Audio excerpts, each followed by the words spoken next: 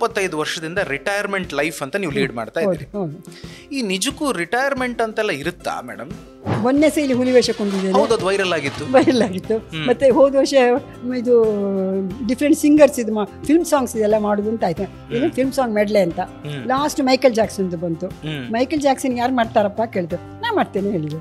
ಕೊನೆಗೆ ವಿಡಿಯೋ ಇಟ್ಕೊಂಡು ಅವನದ್ದು ನೋಡಿದ ನಡಿಗೆ ಪ್ರಾಕ್ಟೀಸ್ 3 ವಾಕೆಲ್ಲ ಪ್ರಾಕ್ಟೀಸ್ ಮಾಡಿ ಆಯ್ತು. ಹೆಚ್ಚಿನ ನಂಗೆ ಏನು ಹೇಳಿಯಾರು, ಈ ಪಾಯಗಳಿಗೆ ಪರೀಕ್ಷೆ ಎಲ್ಲ ಯಾಕೆ ಬೇಕಿತ್ತು, ಸುಮ್ಮನೆ ಮನೇಲಿ ಕುತ್ಕೊಳ್ಬೋದಿತ್ತಲ್ವ. ಯಾಕೆಂದ್ರೆ ಗಂಡನಿಗೆ ಒಳ್ಳೆ ಸಂಪಾದನೆ, ನಾನು ಏನು ಮಾಡಬೇಕಾಗಿರ್ಲಿಲ್ಲ. ನಾನು B.Ed ಮಾಡುವಾಗಲೇ ತುಂಬಾ ಜನ ಹೇಳ್ತಾರೆ ಇವಳಿಗೆ ಯಾಕೆ ಬೇಕಿತ್ತು, ನಮ್ಮ ರಿಲೇಟಿವ್ಸ್ ಹೇಳಿದ್ದಾರೆ. ಬಟ್ ಬೇಸಿಕ್ ಉಂಟಲ್ಲ ಸೀಡ್ ಅಂತ ಹೇಳುದು ನನ್ನ ಮಗಳು ಕೊಟ್ಟಿಲ್ಲ. She was very good companion. ನನಗೆ ಮನೆ ಸಂಬಂಧದೊಳಗೆ ಏನೋ ಒಂದು ಕೈಘಟನೆಗಳಾಗಿರ್ತದೆ, ಒಬ್ಬರ ಮೇಲೆ ನಮಗೆ ಸ್ವಲ್ಪ ಬೇಜಾರಿರ್ತದೆ, ಮಾಡ್ತದೆ. ಆದ್ರೆ ಒಂದು ಏಜಿನ ನಂತರ ನಾವು ಅದನ್ನ ಬಿಟ್ಟು ಬಿಡಬೇಕು.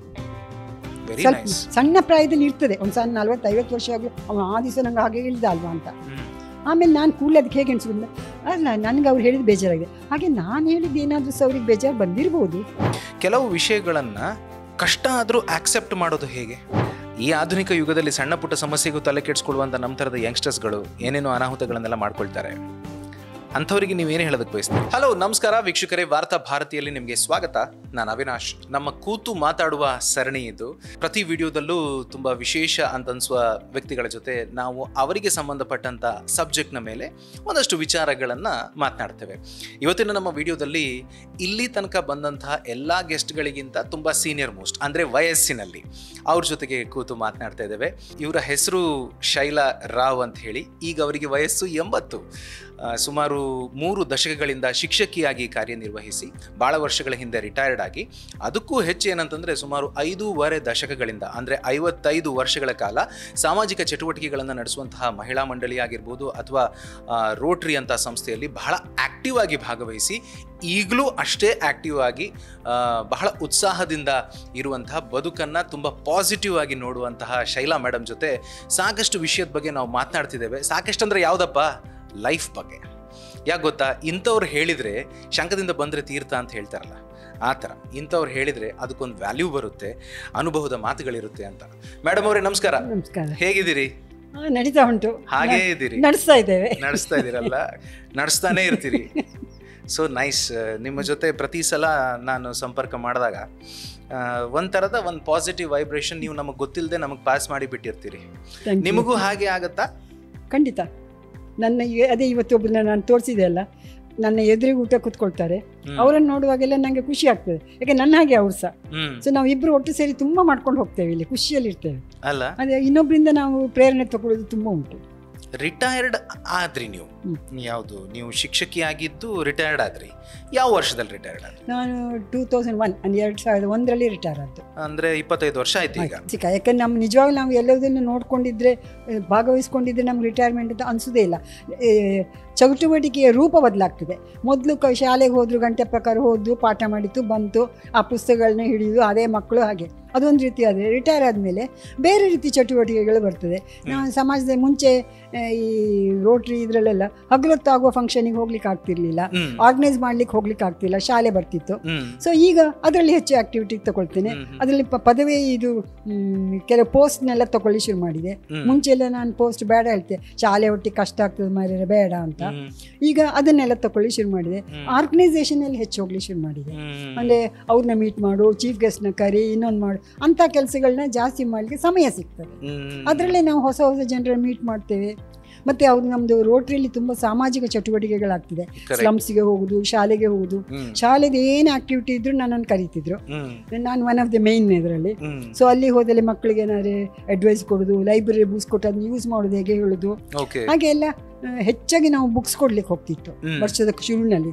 ಆವಾಗ ಅವ್ರಿಗೆ ಒಂದು ಡಿಕ್ಷನರಿ ಕೊಡ್ಲಿಕ್ಕೆ, ನಮ್ದು ಕರುಣಾಕರ್ ಶೆಟ್ಟಿ ಅಂತೇಳಿ ಒಬ್ರು ರೊಟೇರಿಯನ್ ಶುರು ಮಾಡಿದ್ದೆ ಅದನ್ನ.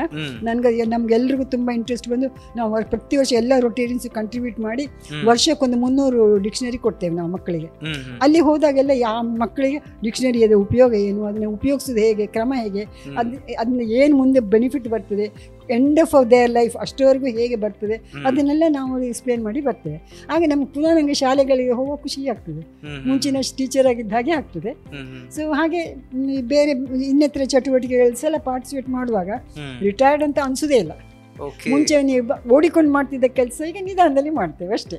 ಓಡಿಕೊಂಡು ಮಾಡ್ತಾ ಇದ್ದಂಥ ಕೆಲಸವನ್ನು ನಿಧಾನದಲ್ಲಿ ಮಾಡಲಿಕ್ಕೆ ಮಾಡುವಾಗ ಮನಸ್ಸು ಒಂದು ಹೇಳ್ತದಲ್ಲ, ಮುಂಚೆ ಎಲ್ಲ ಓಡ್ಕೊಂಡು ಮಾಡ್ತಿದ್ದಿ ಮಾರ, ಈಗ ನೀನು ಸ್ಲೋ ಆಗಿದೀಯಾ, ನಿಂದು ಬ್ಯಾಟ್ರಿ ಕಡಿಮೆ ಆಗಿದೆ ಅನ್ನಿಸ್ತದೆ. ಒಂದೊಂದ್ಸತಿ ಅನ್ನಿಸ್ತದೆ, ಮುಂಚೆ ನಾನು ಹೇಗೆ ಅಷ್ಟೆಲ್ಲ ಮಾಡಿದ್ದೆ, ಈಗ ಯಾಕೆ ನಂಗೆ ಆಗ್ತಾ ಇಲ್ಲ ಅಂತ ಅನಿಸ್ತದೆ.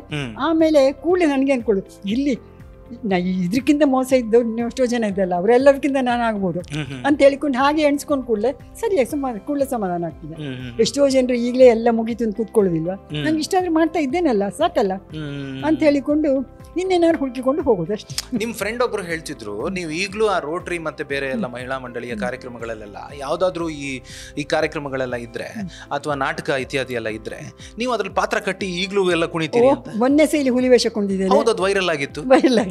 ಮತ್ತೆ ಹೋದ ವರ್ಷ ಇದು ಡಿಫ್ರೆಂಟ್ ಸಿಂಗರ್ಸ್ ಇದು ಫಿಲ್ಮ್ ಸಾಂಗ್ಸ್ ಇದೆಲ್ಲ ಮಾಡುದು ಅಂತ ಆಯ್ತು. ಇದು ಫಿಲ್ಮ್ ಸಾಂಗ್ ಮೆಡ್ಲೆ ಅಂತ ಲಾಸ್ಟ್ ಮೈಕಲ್ ಜಾಕ್ಸನ್ ಬಂತು. ಮೈಕಲ್ ಜಾಕ್ಸನ್ ಯಾರು ಮಾಡ್ತಾರಪ್ಪ ಕೇಳಿದ್ರು, ನಾ ಮಾಡ್ತೇನೆ ಹೇಳಿದೆ. ವಿಡಿಯೋ ಇಟ್ಕೊಂಡು ಅವನದ್ ನೋಡಿದ ನಡೆಯೋ ಪ್ರಾಕ್ಟೀಸ್ ಮೂನ್ ವಾಕ್ ಎಲ್ಲ ಪ್ರಾಕ್ಟೀಸ್ ಮಾಡಿದೆ. ಅಂದ್ರೆ ಇದು ಇಟ್ಕೊಂಡು ಮೊಬೈಲ್ ಇಟ್ಕೊಂಡು ನೋಡಿ ಅಬ್ಸರ್ವ್ ಮಾಡಿ ಪ್ರಾಕ್ಟೀಸ್ ಇಲ್ಲ ಇದೇ ಹಾಲ್ನಲ್ಲಿ ಪ್ರಾಕ್ಟೀಸ್ ಮಾಡಿದ್ದೆ. ಹೌದಾ? ಮಾಡಿದೆ. ಅಂದ್ರೆ ಅದೊಂದು ತಮಾಷೆ ಗಮ್ಮತ್ತಾಗ್ತದೆ. ಅದು ಫಸ್ಟ್ ನಾನು ಲಾಸ್ಟ್ ಯಾರು ನನ್ನನ್ನು ಎಕ್ಸ್ಪೆಕ್ಟ್ ಮಾಡಿರ್ಲಿಲ್ಲ. ನಾನು ಲಾಸ್ಟ್ ಸ್ಟೇಜಿಗೆ ಬಂದ ಕೂಡಲೇ ಎಲ್ಲ ಸ್ಟ್ಯಾಂಡಿಂಗ್ ಓವೇಷನ್ ಕೂಡಲೇ ಎಲ್ರದ್ದು. ಅಂದ್ರೆ ಅಯ್ಯೋ ಶೈಲಾ ಅಂತ ಹೇಳ್ಕೊಂಡು ಕ್ಲಾಪ್ಸ್. ಅದೊಂದು ಸ್ಫೂರ್ತಿ ಕೊಡ್ತದೆ ಕೂಡಲೇ. ಅದೇ ಹ್ಯಾಟ್ ಹಾಕೊಂಡು ಬಿಗ್ ಎಲ್ಲ ಹಾಕಿ ತೇಟ ಮೈಕಲ್ ಜಾಕ್ಸನ್ ಆಗಿ ಅದೇ ತರ ಮತ್ತೆ ಹೇಗಿದ್ರು ಬಿಳಿ ಬಿಳಿ ಇದ್ದೀರಿ ಅವನ ತರನೇ ಗಮ್ಮತ್ತಾಯ್ತದು.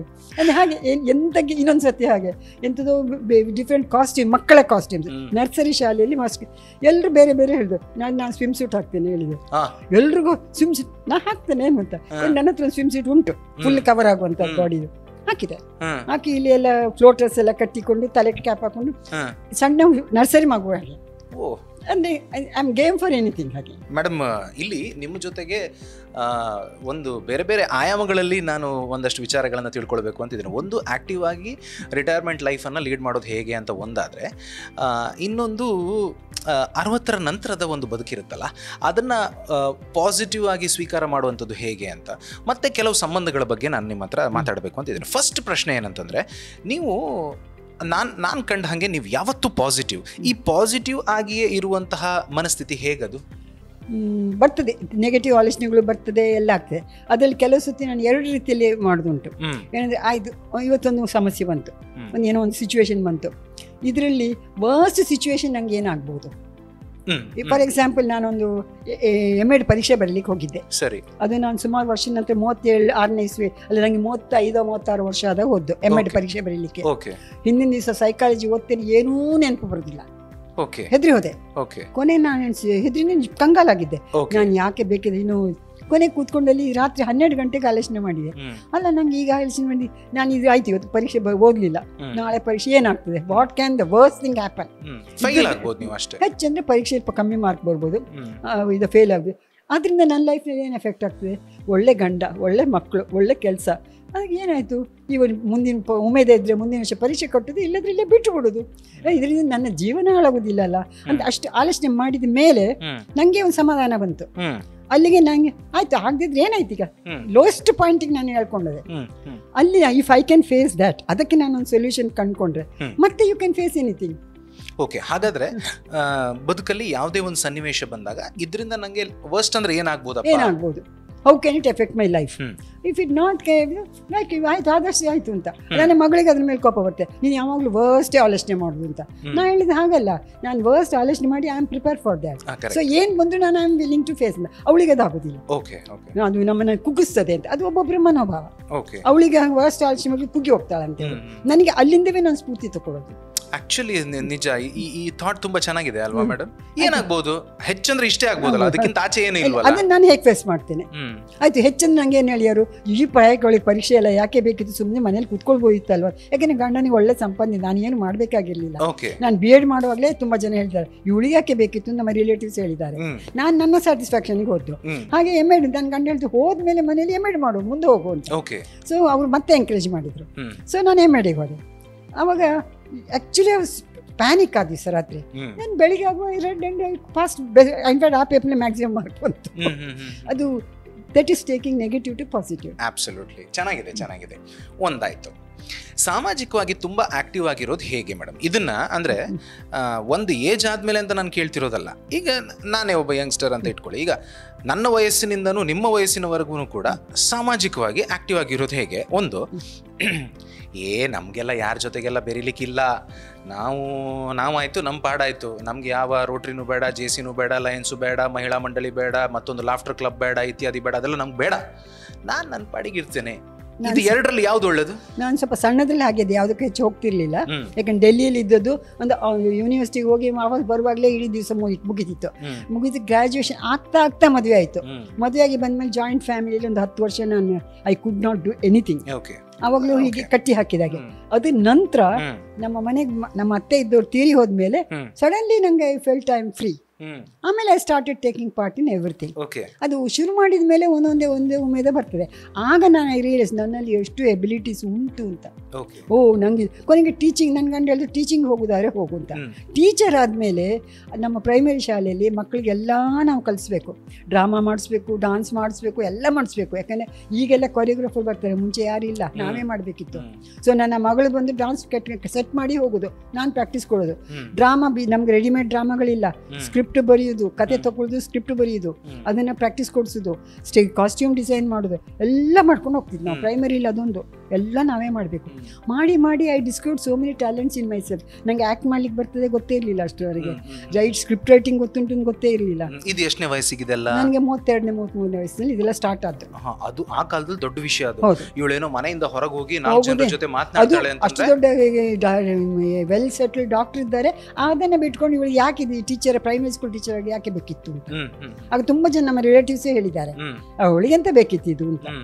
ಆದರೆ ನಾನೊಂದು ಉಮೇದದಲ್ಲಿ ಹೋಯ್ತು. But I learnt A lot. ನಾನು ಅಂತ ನನ್ನ ಪರ್ಸನಾಲಿಟಿ ಹೊರಗೆ ಬಂದದ್ದು ಆವಾಗ ಟೀಚರ್ ಆದಮೇಲೆ. ಅಂದರೆ ನನ್ನಲ್ಲಿ ಆ್ಯಕ್ಟಿಂಗ್ ಉಂಟು ಅಂತ ಗೊತ್ತಾದ್ದು. ನನ್ನ ಮಗಳು ಬಂದು ಡಾನ್ಸ್ ಸೆಟ್ ಮಾಡಿ ಹೋದ್ರೆ ನಾನು ಪ್ರಾಕ್ಟೀಸ್ ಕೊಡ್ತಿದ್ದೆ. ಹಾಗೆ ಮತ್ತೆ ನನ್ನ ಮಗಳು ತುಂಬ ಕ್ರಿಯೇಟಿವ್. ಅವಳು ಏನೋ ಒಂದು ಸಣ್ಣ ಐಡಿಯಾ ಕೊಡೋದು ನನಗೆ, ಅದನ್ನು ಇಟ್ಕೊಂಡು ನಾನು ಸ್ಕ್ರಿಪ್ಟ್ ಬರೆಯೋದು, ಅದಕ್ಕೆ ಬೇಕಾದ ಮೆಟೀರಿಯಲ್ಸ್ ಸ್ವಲ್ಪ ರಿಸರ್ಚ್ ಮಾಡಿ ಮೆಟೀರಿಯಲ್ಸ್ ಕಲೆಕ್ಟ್ ಮಾಡಿ ಸ್ಕ್ರಿಪ್ಟ್ ಬರೆಯೋದು. ಬಟ್ ಬೇಸಿಕ್ ಉಂಟಲ್ಲ ಸೀಡ್ ಅಂತ ಹೇಳೋದು ನನ್ನ ಮಗಳು ಕೊಡ್ತಿದ್ಲು. She was very good companion. ನನಗೆ ನನ್ನ ಪೂರಕವಾಗಿತ್ತು. ಅವಳಿಗೆ ಅದನ್ನು ಡೆವಲಪ್ ಮಾಡೋ ಪೇಷನ್ಸ್ ಇಲ್ಲ. ಅವಳು ಒಂದು ಪಟಕ್ಕ ಒಂದು ಐಡಿಯಾ ಹಾಕೋದು. ಒಂದ್ಸತಿ ಸ್ಕೌಟಿನ ವಿಷಯ, ಸ್ಕೌಟ್ ಕ್ಯಾಂಪಲ್ಲಿ ಅವಳಿಗೆ ಬಲ್ಕಿ ಶ್ರಮ Ganapati you are the son of Shiva Parvati ಏನೋ ಒಂದು ಅವ್ರ ಪದ್ಯ ಮಕ್ಕಳೇ ಕಟ್ಟಿದ್ದು, ಅದನ್ನು ಬಂದು ಮನೇಲಿ ಇಡೀ ದಿವಸ ಹೇಳ್ತಿದ್ಲು. ಅದನ್ನು ಇಟ್ಕೊಂಡು ನಾನು ಗಣೇಶಂದು ಎಲ್ಲ ಇಡೀ ಲೈಫ್ ಹಿಸ್ಟರಿ ತಂದು ನನ್ನ ಶಾಲೆ ಮಕ್ಕಳದ ಗಣೇಶಾಯನಮ ಅಂತ 40 minutes ಸ್ಕಿಟ್ ಮಾಡಿದ್ದೆ. ಅಂದರೆ ಒರಿಜಿನಲ್ ಐಡಿಯಾ ನನ್ನ ಮಗಳದ್ದು, ಬಟ್ ಅದನ್ನು ಡೆವಲಪ್ ಮಾಡಿದ್ದು ನಾನು. ಹಾಗೆ ತುಂಬ ಐಡಿಯಾಸ್ ಅವಳು ಒಂಚೂರೇ ನಾನು ಮಾತಾಡ್ಕೊಂಡು ನಾನು ಅದನ್ನ ಡೆವಲಪ್ ಮಾಡ್ತೀನಿ. So between us we had lot of rapport. ಅವಳು ನನಗೆ ತುಂಬ ಸ್ಫೂರ್ತಿ ಕೊಡ್ತಾ ಬಂದದ್ದು ಎಲ್ಲ ಕಡೆ. ಸಾಮಾಜಿಕವಾಗಿರೋದು ಬಹಳ ಮುಖ್ಯ ಅಂತ ಹೇಳ್ತಾರೆ. ಎಲ್ಲೊಟ್ಟಿಗೆ ನಾವು ಮಿಕ್ಸ್ ಮಾಡ್ಕೊಂಡಿರ್ಬೇಕು. ಮತ್ತು ಮತ್ತು ಅದಕ್ಕಿಂತ ಇನ್ನೊಂದೇನಾಯ್ತು ಅಂದರೆ, ನಾನು ನಮ್ಮ ಮನೆ ಇರುವಾಗ ಅಲ್ಲಿ ಇದು ಮಣಿಪಾಲದಲ್ಲಿ ಹಾಸ್ಪಿಟಲ್ ಹತ್ರ ಮನೆ. ಆವಾಗ ಮಣಿಪಾಲ್ ಒಂದೇ ಒಂದು ಹೋಟ್ಲಿಲ್ಲ. ಸೊ ಈ ರಿಲೇಟಿವ್ಸ್ ಯಾರೇ ನನ್ನ ಪೈಕಿ ಆಗಲಿ, ನನ್ನ ಗಂಡನ ಪೈಕಿ ಆಗಲಿ, ರಿಲೇಟಿವ್ಸ್ ಆಗಲಿ, ಇದು ಫ್ರೆಂಡ್ಸ್ ಆಗಲಿ, ಇದು ಹಾಸ್ಪಿಟಲ್ನ ಅಡ್ಮಿಟ್ ಆದರೆ ಹೋಟ್ಲಿಲ್ಲ, ಎಲ್ಲ ನಮ್ಮ ಮನೆಗೆ ಊಟಕ್ಕೆ ಬರುತ್ತು. ಹಾಗಾಗಿ ನನ್ನ ಮನೆಯಲ್ಲಿ 16-17 ವರ್ಷ ಕ್ಯಾಬ್ರಿಯರ್ ಆಗಲಿ ಫ್ಲಾಸ್ಕ್ ಆಗಲಿ ಮೇಲೆ ಹೋದದ್ದೇ ಇಲ್ಲ. ಒಂದು ಪೇಷಂಟ್ ಹೋಗುವಾಗ ಇನ್ನೊಂದು ಪೇಷಂಟ್, ಎಷ್ಟೋ ಜನರನ್ನ ಪ್ಯಾಕಪ್ ಮಾಡಿದ್ದೇನೆ, ಎಷ್ಟೋ ಜನರನ್ನ ರಿಸೀವ್ ಮಾಡಿದ್ದೇನೆ, ಡೆಲಿವರೀಸ್ ಆ್ಯಂಡ್ ಡೆತ್ಸ್. ನನ್ನ ಗಂಡ ತಮಾಷೆ ಮಾಡೋದು, ಒಂದು ಆಕ್ಸಿಜನ್ ಸಿಲಿಂಡರ್ ನಿನ್ನನ್ನು ಪೇಷಂಟ್ ಇದ್ದಲ್ಲೇ ಕಳಿಸಿಬಿಡುವ, ಬಾಡಿ ತೊಗೊಂಡೋಗೋ ಕಾರ್ ಚಾರ್ಜ್ ಬಿಡ್ತದೆ ಅಂದರೆ ಆ ನಮ್ಮನೆ ಸಹ ನೋಡಿದ್ದೇನೆ ನಾನು, ಎಷ್ಟೋ ಕಳಿಸಿಕೊಟ್ಟಿದ್ದೇನೆ. ಹಾಗೆಲ್ಲ ಆಗುವಾಗ ಆಗ ನನಗೆ ಐ ರಿಯಲೈಸ್ಡ್ ಲೈಫ್ನಲ್ಲಿ ಎಷ್ಟು ಕಷ್ಟ ಉಂಟು, ಯಾರ್ಯಾರಿಗೆ ಯಾವ್ಯಾವ ಕಷ್ಟ ಬರ್ತದೆ ಅಂತ. ಅಂದರೆ ಅದು ನನ್ನ ಮಕ್ಕಳಿಗೆ ಸಹ ಅದ್ರದ್ದು ಎಜುಕೇಷನ್. ನನ್ನ ಗಂಡ ಹೇಳಿದ್ರು ಅದಕ್ಕಿಂತ ದೊಡ್ಡ ಎಜುಕೇಷನ್ ನಮ್ಮ ಮಕ್ಕಳಿಗೆ ಕೊಡ್ಲಿಕ್ಕೆ ಸಾಧ್ಯ ಇಲ್ಲ. Don't stop it. ನೀ ಕೆಲಸಕ್ಕೆ ಹೋಗಿದ್ರೆ ಅದು ನಿಲ್ಲಬಾರ್ದು, ಮನೆಗೆ ಜನ ಬರಬೇಕು, ಮಕ್ಕಳವರ ಕಷ್ಟ ಸುಖ ನೋಡಬೇಕು.